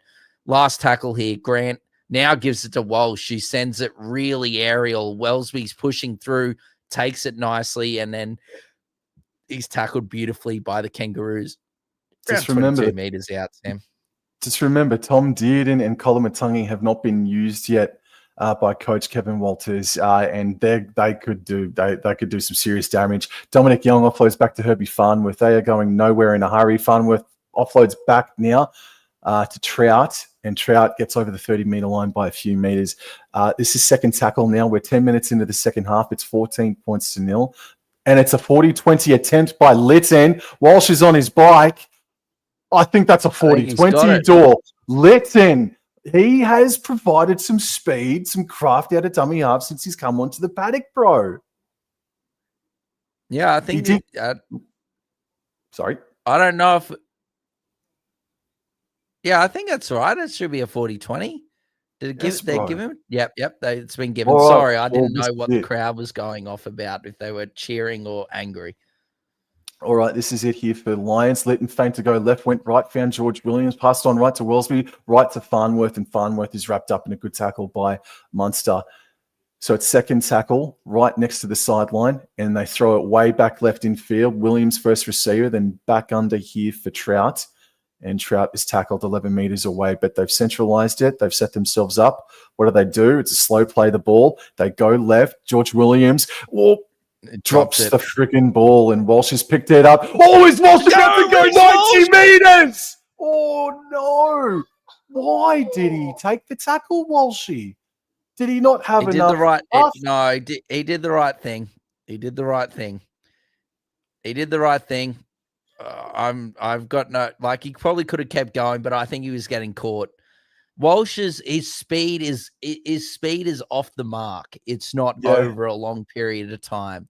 So your likes of Josh Adokar is probably going to be quicker than Walsh over 100 meters, but over 20, there's no one quicker than Reece Walsh. So, but anyway, he did the right thing. He didn't do something stupid, Sam. He held on to the ball, and now here come the Aussies, and Cleary throws a lovely dummy there. Sam, but good defense from England. Now Grant at dummy half gives it to Cotter. Cotter gives it to Munster. Munster scheming, ducking under one, but can't duck under two. He's brought down here around 22 meters out from the England try line here. He's going to play the ball. Grant at dummy half, and Munster's really resenting that. And Grant does a little chip and chase. He's scooting through, and Wellesby's there to clean up. Harry Grant, like a thief in the night, Sam, just pounced on that ball. And a lovely little chip and chase there, and he was off like no tomorrow. Look at him go, and Wellesby luckily positioned really well. That was good from Wellesby, good positioning, and he's there to kill the play. England haven't come out of the sheds in the second half, mate. I wouldn't go that far. They kicked I would. I'd kicked a really nice 40-20. That hasn't gone the distance. Oh, it will. Oh, Dominic Young telling the future, but Shibasaki doesn't like it. But Dominic Young was in the right spot at the right time. Now Herbie Farnworth is tasked with a bastard of a run, and he's met by kangaroos all over the shop. And now Farnworth versus Munster potentially. Oh, no. Now Dominic Young, third man in now potentially. Ruben Cotter involved as well. Now, is this going to be a penalty, or are we just going to play on? Nah, I think he's just going to have a chat to him. He just said, calm down. Oh, Collins, maybe with some heavy contact, but Munster was all over him too, wasn't he? Yeah. No, just play on. Oh, dear. All right, I think everyone's just appreciating just the small breather here. Oh, we are as well. Yes. I know you are. You haven't shut up for 10 minutes since the second half has started, hey? Sorry. You know what I mean? You know what I mean? Yeah. It's all been the Kangaroos in this. It's all been the Kangaroos in this second half, and play the ball has happened now, and it's a third tackle. Lewis now goes out left to Williams. Williams left onto Wardle, and Wardle, good tackle by Staggs. Oh, don't take that. Yeah, nice. Bloody close. All right, fourth tackle. John Stone at dummy half passes right infield for Pierce Paul, and he's able to rumble his way to the 40-meter line, but they're still inside their own territory, and this is going to be the last. Litton's at dummy half, passes right, finds Lewis, puts it in a left-footed end over end. And it's just going to be... Oh, that is set up beautifully for Addo Sam. And that is a strong run from the Fox. What is that around?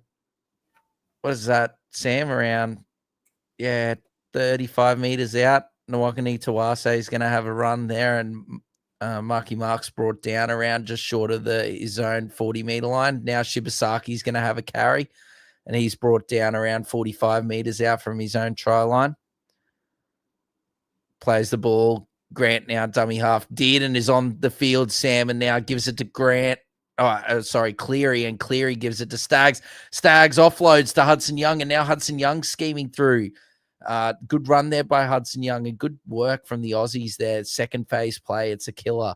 And they've got an extra 20, 30 meters there. Grant at dummy half gives it to Cleary. Cleary out the back to Munster. Munster now gives it to Walsh. Walsh, early, nice pass there to Shibasaki. Good run from Shibasaki on last tackle. The Kangaroos are just short of 10 meters out. Collins has gone off. And Addo, he nearly caught them. He nearly caught them lacking. Last tackle is now, Addo Carr's gone for a scoot on fifth tackle.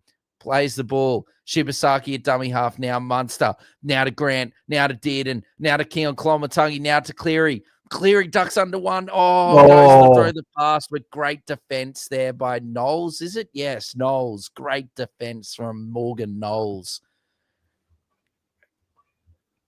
It stops the Kangaroos from going through. The second phase play from the Kangaroos is starting to come through. Collins has come off for Dearden, so they've gone a forward down to get Dearden on. I assume he's playing in a roaming lock position in the middle of the field here. And I'm not sure who Keon Kolomatangi has come on for. Any idea, Sam? The second rowers are still there. Okay. Collins has gone. Collins went off for Dearden. Well, anyway, England have won the scrum here, and it's gone out to the left, and Wardle's got the ball. Only a meter made on that occasion. So Cotter's still out there as well. Dearden's out there. I'll work it out. They'll put it up eventually. John Stone plays the ball just short of the 20, and Pierce Paul. Oh, man, Kangaroos, they know it. There is serious blood in the water here. England's blood is all over the shop here. But they're spreading it out to the right-hand side. Wellesby right onto Farnworth. And they've been able to get to the 30-meter line, just a little bit beyond it. And this is the fourth tackle. Screwed out of dummy half by Wellesby to get back into centre field, but no meters forward really, only a meter or so. And Kolomatangi absolutely smacks him down. And now this is the last tackle. Lewis under serious pressure by Dearden, but he got the kick away, Dor. Yep, into the sunlight, and Nwakani Tawase takes it beautifully there, Sam, and he's brought down around 25 metres out from his own try line, plays the ball now. Cleary now, dummy half, just gives it to Staggs, and Staggs is struggling for metres. He gets maybe a couple, gets up to just over the 30 as Grant now, dummy half, gives it to Colomatungi. Nearly went through for the first break through the middle of the field outside of Walsh. Plays the ball around 40 now, did, and nice little flat pass there to his club teammate, Ruben Cotter. And Cotter plays the ball on halfway. Munster now gives it out the back to Walsh. Walsh gives it to Shibasaki. Shibasaki gives it to Addo-Carr, and he's dropped it. Oh, Addo-Carr. Now that I'm starting to think that Addo-Carr's half the problem because his timing or his positioning's been off. He just put the afterburners on a bit too early. Or Shibasaki's pass went behind him. I don't know. Let's put them both down for a negative error or a mistake. So just like we did for Walsh and Addo-Carr before. But man, like you said, yeah, the Kangaroos, look, the Kangaroos have made 12 errors. So there's been 20 errors in total, 12 from the Kangaroos, 8 from England. It's been a good game, but there has been a lot of stoppages due to errors. Anyway, England have got the scrum, Sam, and away they go. And George Williams just tucks it under his arm and says, "Come at me," and he makes about 8 or so meters. And I believe that's Lee's out there again.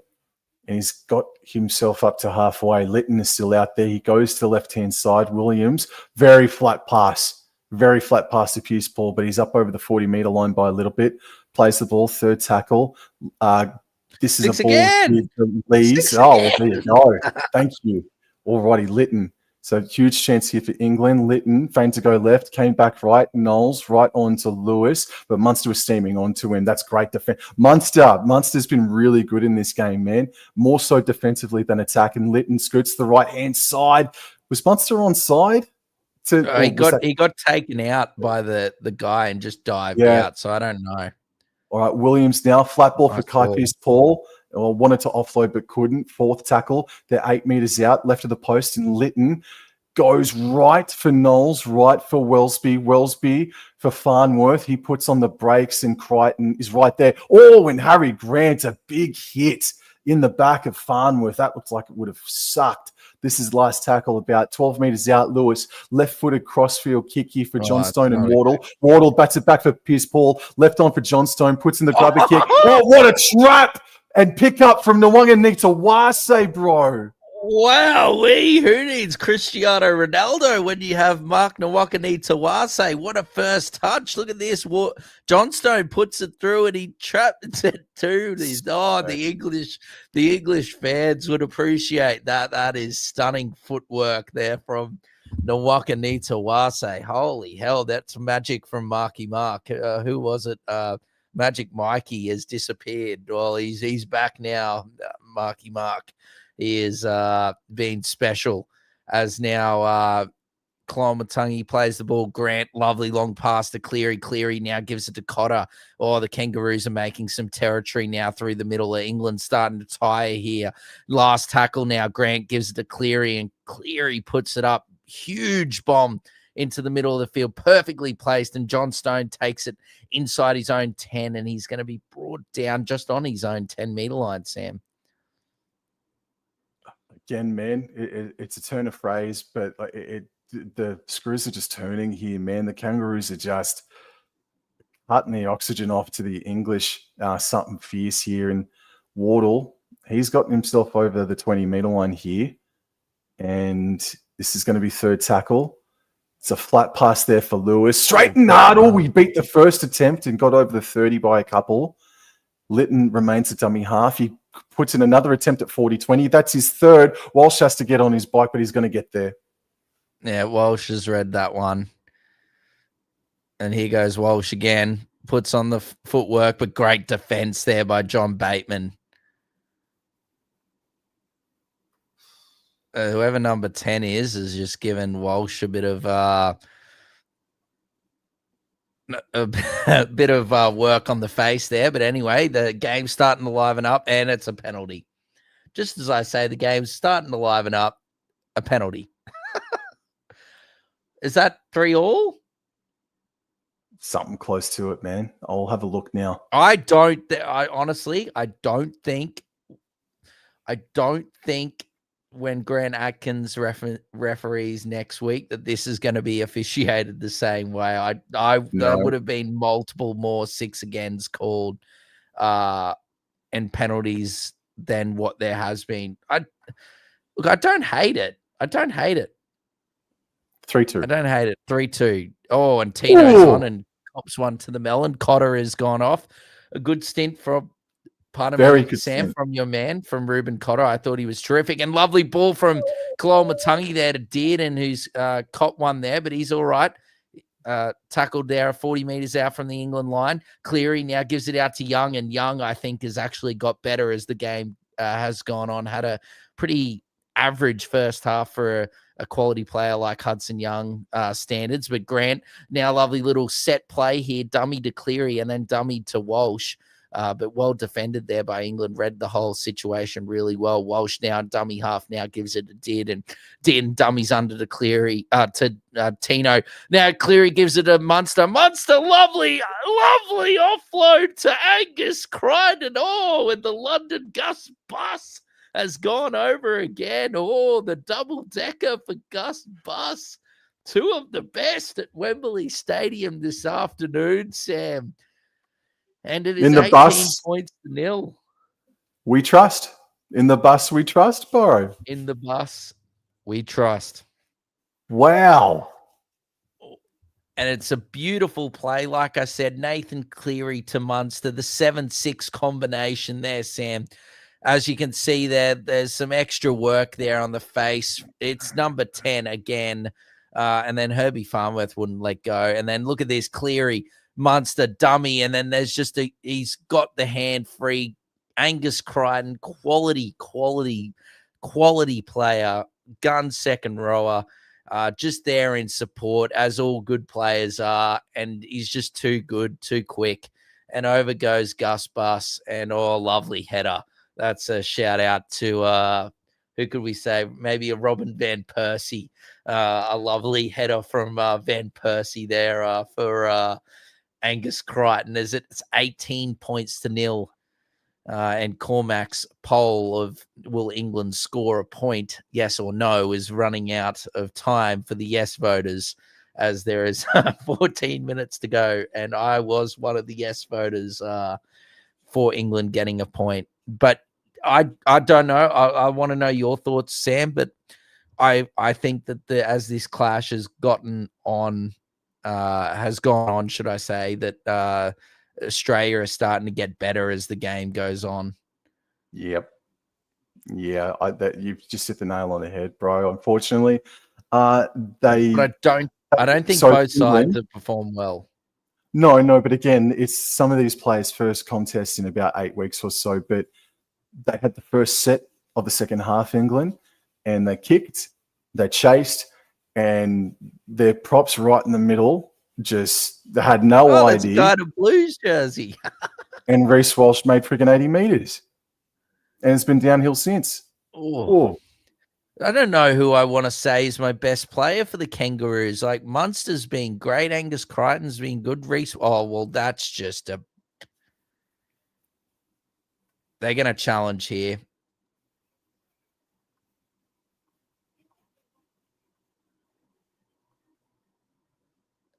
Oh, it's raining. It's raining.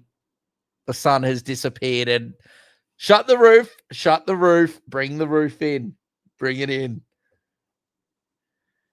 Bloody Nathan Cleary's got a bit of a shiner. Sam? We're going upstairs. Captain's challenge here from the Australians. I believe they're going to deem that Tino was trying to get up and play the ball. And as he's tried to get up, the English players have... Well, I don't know how that's just not a penalty.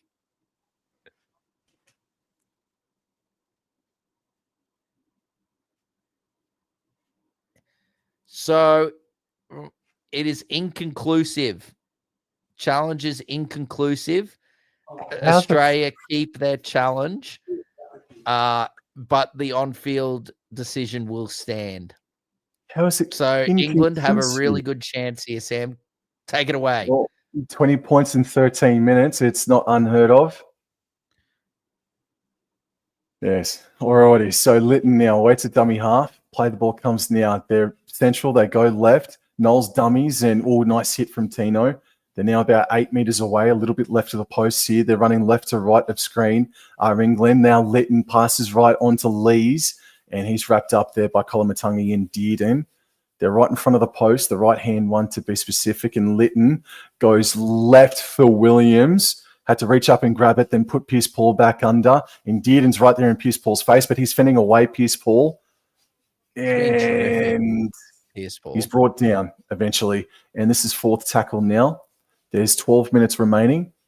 And Lytton goes left for Williams, back right for Farnworth, centre field. And it looked dangerous just for a moment. And he's eventually brought down by 4 Kangaroos, if you don't mind. Last tackle, Lytton, way out left for Williams. Williams held up the pass for Pierce-Paul, who offloaded back, and it's wound its way into the hands of Lewis. But the referee says knock on straight up. Yeah, it went George Williams into Lewis. Pierce-Paul offloads into George Williams's arm, and then Lewis gets it. Pierce-Paul's been terrific. George Williams has been great as well, but I think with how good Pierce-Paul's been in this second half, he's definitely pushing for best English player on the park now, passing George Williams. But Williams has been outstanding, the captain, really led from the front here for the English Lions. Anyway, Grant now gives it to Angus Crichton. Angus Crichton's been great for the Kangaroos. He plays the ball. Grant now gives it to Kolomatangi, and Kolomatangi driving, Sam. He's driving for meters there. Gets up to around 32 meters out. Grant now gives it to Walsh. Walsh for the booming boot. Going for the 40-20. Oh, he's hit it well, but it's just short. It's about a 30-25.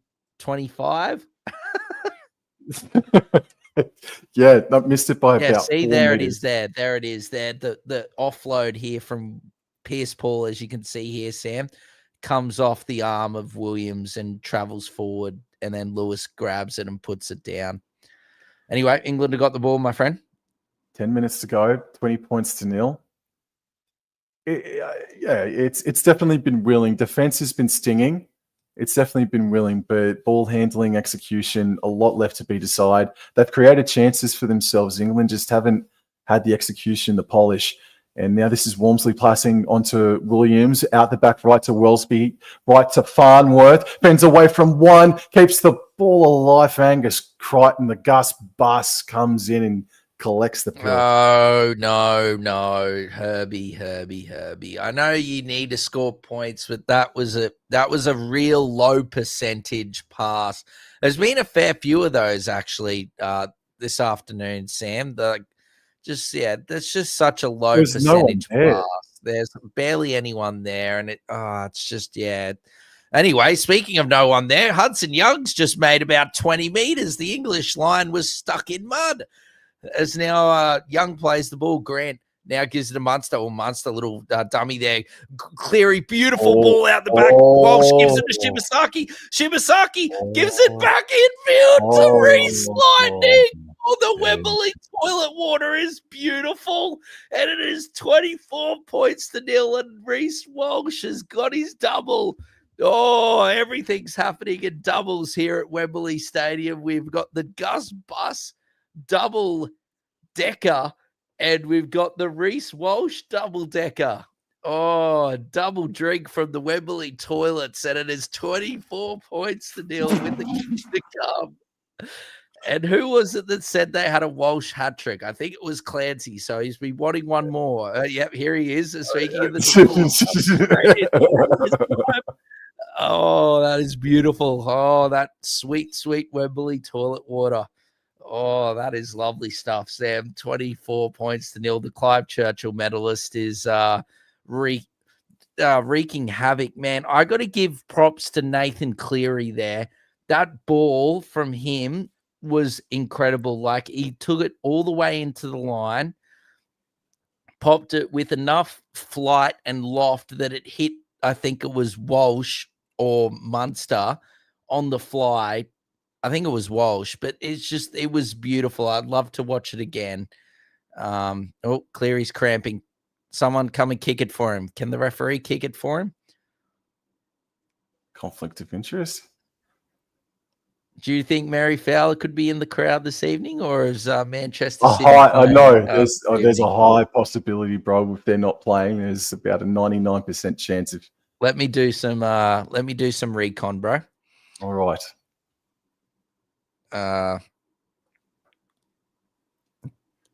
Well, what is it? I think it's the Women's Super League. I can't type. Cleary's right side of his face looks like he's been involved in a fight with a cat. He's been clawed at something fierce. Yeah, well, there's been. No, there's no games. No, there's no games in the Women's Super League till next week. So she will probably be there, man. $1.05. And for his girl, speaking of it, he puts it straight between the uprights, bro. That is 26 points to nil. You know what the scary thing too is, Dor? They're working with about a 68% completion rate here, Australia. That ball there, that's such loft. But yes, no, I know. You are right, bro. I heard what you said. Sorry. I was waiting for this replay for ages, bro. And they show it, buddy, as the other team's kicking off. They need to improve the coverage, bro. What's Sky Sports UK doing to us, bro? As oh dearie me, Borrow's really going hard for the English. Look, they might with Brimson at the back anyway. They cut out ball from Walsh to Marky Mark. Oh, that is great defense from I don't know who it was. Oh my god, he somehow kept it in. Holy shivers! And Walsh is throwing like a half of the field cutout ball to Munster. Munster's now scheming through the middle. This is exceptionary. Now Munster through the middle. Oh, goodness me. It's all happening as Pierce Paul is finally brings down Munster. Grant now dummy half gives it to Dearden. Dearden out the back to Cleary. Cleary now gives it to Shibasaki, and the Wasabi has put it down. Shibasaki had a bit of wasabi on his hands and has put it down, man. It's not Shibasaki, it's wasabi. Yes. It is not good. That was it. He just sort of had a look, didn't he? He was a bit worried about Herbie. Oh, look how the hell did... Oh, in there, bro. All right, Trout has come off the clock. What did they get a penalty or something? Did they? For the offside, Crichton got that in an offside position. Yes. Yep. 3 apiece then. 3 apiece. They're up 26-0, and Tino is acting like it's the first minute of the friggin' game. Serious intensity from him. And the ball's now inside Kangaroos territory. It's test match, bro. Who's that? It's Clark that's back out there now. Wellsby left on to Pierce Paul. Those run meters are very graphic, bro. Nearly double. All right, so it's coming back infield for Mikey Lewis and then back under for Morgan Knowles. And Knowles has got himself to the 20. This is 4th tackle. 5 minutes remain. And it goes to the right from Lewis. Right on to McMeekin and back under for Wellsby. Left to Lewis. He's running across field, puts in the left-footed grubber kick. Someone was taken down in back play. Staggs has got the ball. What's referee Liam Morgan say? Penalty.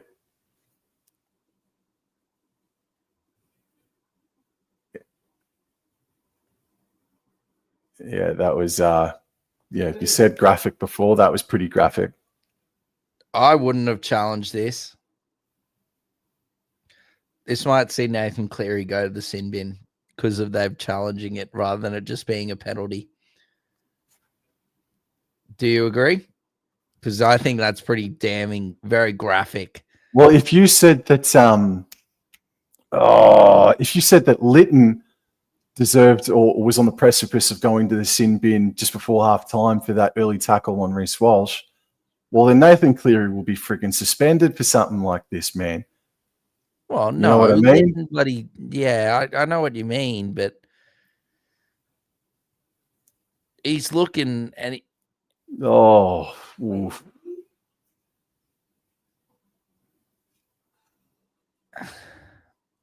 Well, England could take the 2 and get a point. And Borrow would have to. He would have to retire. They're not going for the 2. They're going for the try. McMillican has the ball and will play it eventually. 6 again. And this here is Morgan Knowles. He's taken down just in front of try line. Clark. Scoots to the left-hand side. He bounces off a couple of kangaroos and scores a try for the Lions. Scored! 26 points to 4. Just and freedom of desire. Yes. Fasting. Yep. This is taking me back to not Wembley. This is taking me back to KO.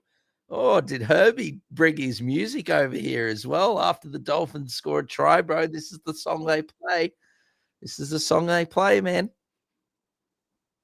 I have no idea what you're talking about, Dor. I can't hear any music, bro. The TV's down. I have no idea, mate. None. Freed by Desire is playing. Speaking of going down to back in the 90s again. Yeah. Lewis with a blindfold on gets it 26-6. They just didn't come out of the sheds. They didn't come out of the sheds good enough. That's what they just haven't come out of the sheds good enough. Who was it here? What? Dearden, Grant, Walsh. Dearden, Walsh, yeah. Coach Walters won't be impressed with that.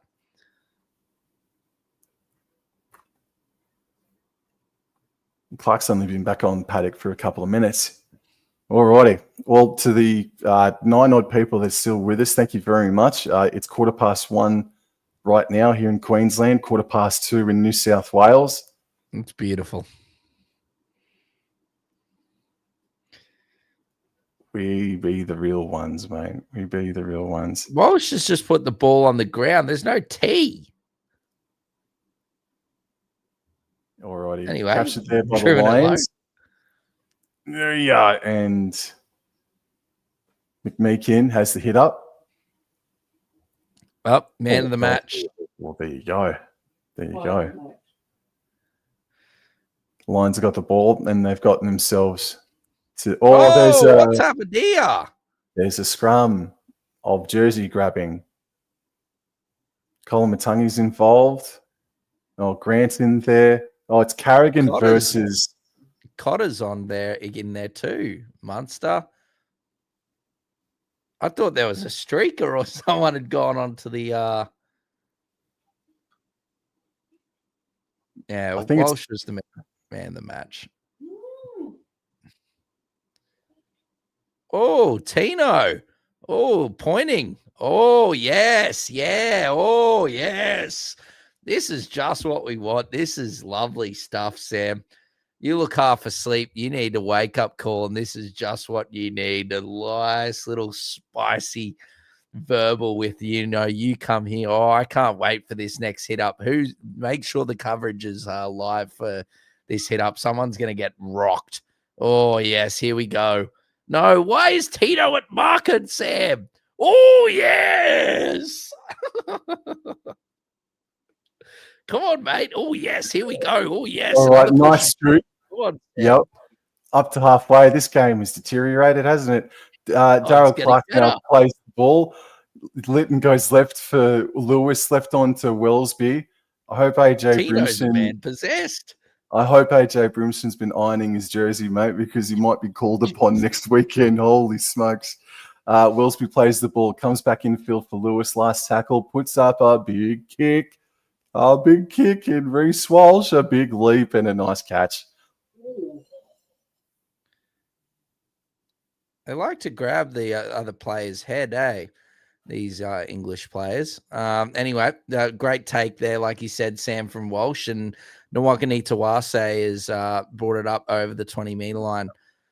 Dearden now gives it there to Shibasaki, and Shibasaki is brought down around 30 meters out. Plays the ball. Now Nathan Cleary. The early kick from Nathan Cleary. Oh, it's taken. Addo-Carr's chased him. Addo-Carr's chased. He's gone out. Addo-Carr's chased. He went out. Oh, mamma mia, what a play. I didn't realize that the Fox was coming, and holy hell, look at him move. Holy, that was a beautiful play. Great kick, he says. Thanks, bruh. As that is a lovely kick from Nathan Cleary and a great chase from Addo-Carr. The touchy will also be sitting on the sidelines next week because that was a terrible call. He was out. I wanted to have a closer look at it, man. I thought it was pretty close. Potentially, I thought he was out too. Oh, this kick has gone way too far. If that was supposed to be short, that is a foul. As now Addo-Carr, we've got 30 seconds left. Can they send the Wembley crowd off with a 30-point banger, bro? As now Harry Grant gives it to Dearden, and Dearden gives it to Clomatungi. He nearly goes through. Oh, 20 seconds to go. Can they get another meat pie here? Harry Grant goes from dummy half. Gus Bus for a triple piece. I don't know what's happened. What's happened is that the Australian Kangaroos, Dor, have won 26-6, and they did not play anywhere near their best, so that should scare the absolute shit out of the English Lions, bro. They got some serious work to do, both of these teams, but congratulations to the Kangaroos. Yeah. Yes, absolutely, Mr. Wayne is not happy with that performance. You know what Wayne did as well? I think last week he said, look, you look all here, all right? Some of the past times that you've represented the jersey, you've played a bit shit. I just want to be really honest with you about that. This is what you need to improve on. Now, don't fuck it up now. Well, the result of that big pump-up speech is a 26-6 loss to the Kangaroos in game one of the Ashes.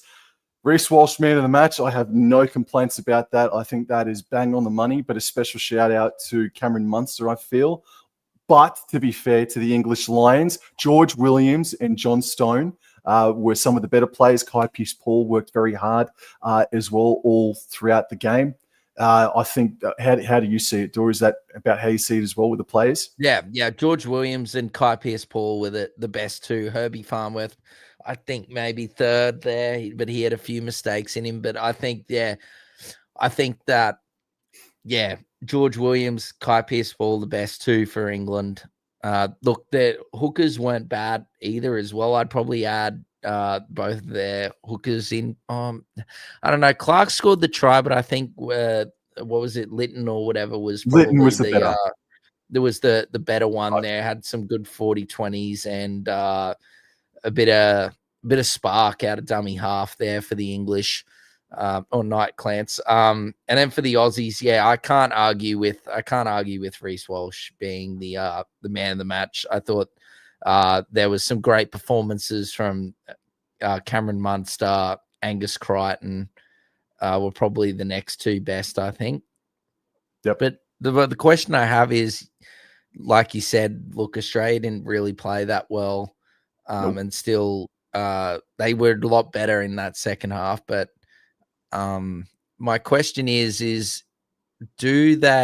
will we see obviously barring injury, like Isaiah Yeo's probably going to be ruled out now of that the next test unless they can get an exemption or something like that, which I highly doubt it.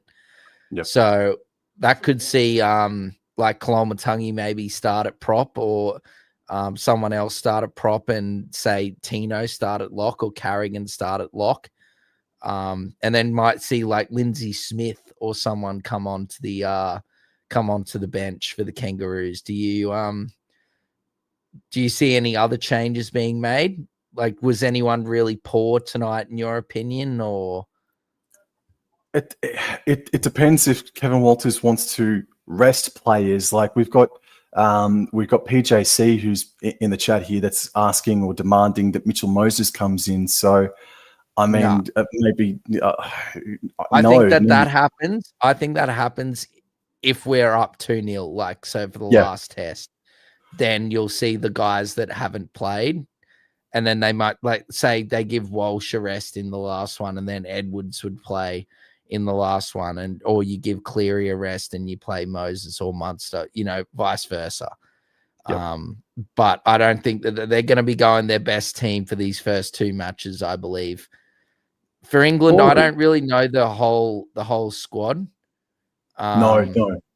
Well, sorry, Dor. Boru West Wembley should be the 3rd game. That game was not worthy of that stadium, right, fellas? Yeah, I'd probably say game 2, because now game 2 is just going to have everything on the line, and it's being played out at the brand new Everton Stadium as well. But for England, Dor, I'm sorry if I'm sounding like a bully, mate, but Jack Wellesby played himself out of the fullback jersey. I think AJ Brimson needs to be parachuted in. I was going to say that was going to be probably the change, or the thing that I suggested potentially, is that I thought with a player like AJ Brimson there, that performance from Wellesby was not enough. I think the halves were fine, so there's no movement for Wellesby in the. I had no real issue with the England back or 1-7 apart from Wellesby. I just thought likewise. I thought everyone else, Dom Young was good, John Stone was good, Wardle was good as well, and Farnworth was good. Lewis and George Williams were good as well. The hooker rotation was nice. Maybe the forwards might, outside of, say, Pierce Paul, was probably the only one I could say. I'd have to have a look at the stats or whatever, but Pierce Paul was the only real one to me that had real impact. So, yeah, I just think that the most obvious move is that Brimson needs to come into the team, and I think that it would benefit England if he came in at the back. Yep, absolutely. Well, Dor, I mean, it's 1:25 in the morning here in Queensland, Beautiful. 2:25 down in New South Wales. And Dor, this is it for you and I for 2025. I want to say thank you so much for a really memorable, really enjoyable with live streaming. With the calls of the matches, man. Because this is the last game that you and I are calling for the 2025 calendar year. And no, seriously, man, I just want to say thank you so much for helping me grow, just being a mate to me. Like, I genuinely want to say thank you, mate. I've really, really enjoyed it, and I hope you have as well. And already counting down the days until the next one, whatever that might be. But obviously, we are still going to be making some content, and I'm really looking forward to doing that. So everybody stay tuned for that. So we'll still be collaborating, but this is the last call of 2025 for Dor and I together. So thank you so much, man. No, seriously, I really mean it. Thank you. Yeah, no, I might try and go solo or whatever on the other 2 games of the Ashes, because why not? So yeah, stay tuned. I won't be with Sam due to work commitments for Sam, but I'll try my absolute best to call the next 2 or the whole Ashes series, so at least someone's covering it. But yeah, man, 26.6 wasn't the greatest international game of all time. But look, it was a good game, and it was like Cormac sort of was alluding to with his statement about Wembley should have been the 3rd game. Both sides didn't really bring their best effort, but we saw Australia definitely start to get in the right direction. Their combinations start to flourish there in the back end of that, or in that second half, should I say. Basically started, like you said, Sam, basically like 1 or 2 minutes into that second half when Walsh made that break from the kick. Yeah, it was just all Australia basically from there. England had a little few flickers, like Clark scored that try there at the end, but not really much going their way. So anyway, great Ashes test match. Thank you so much, Sam. You've also helped me out as well, mate, with these live streams and calling these games. I didn't really delve into this sort of stuff until I met you, mate. So without meeting you and doing this stuff with you, I wouldn't be probably doing this sort of stuff. So I thoroughly enjoy it. Thoroughly enjoy your company. And it's been great. It's been a blast. We've got more stuff in the works, but yeah, no more calls of Sam and I, unless, I don't know, Sam falls sick and doesn't go into work for one of those things. Then there might be another Ashes test match, but no, I don't think there'll be anything else. But hey, look, Sam and I will be at Suncorp tomorrow. If you're still here and you're in the lovely Sunshine State, Sam and I will be at Suncorp tomorrow. So if you see us, feel free to come and say hello. But yeah, we'll be there for the doubleheader with the Jillaroos taking on Fetu Samoa, and then the big one, the Red Sea taking on the Blue Army in Toa Samoa versus Matamua Tonga. So that is going to be absolutely unreal tomorrow. But otherwise, yep, up the Kangaroos, good win, and we move on to game 2. Thank you very much, Dor. Thank you to everybody. And next time you and I do a call, it'll be 2026. So thank you, everybody. Have a good weekend. Take care. Adios. Night, guys. Catch ya.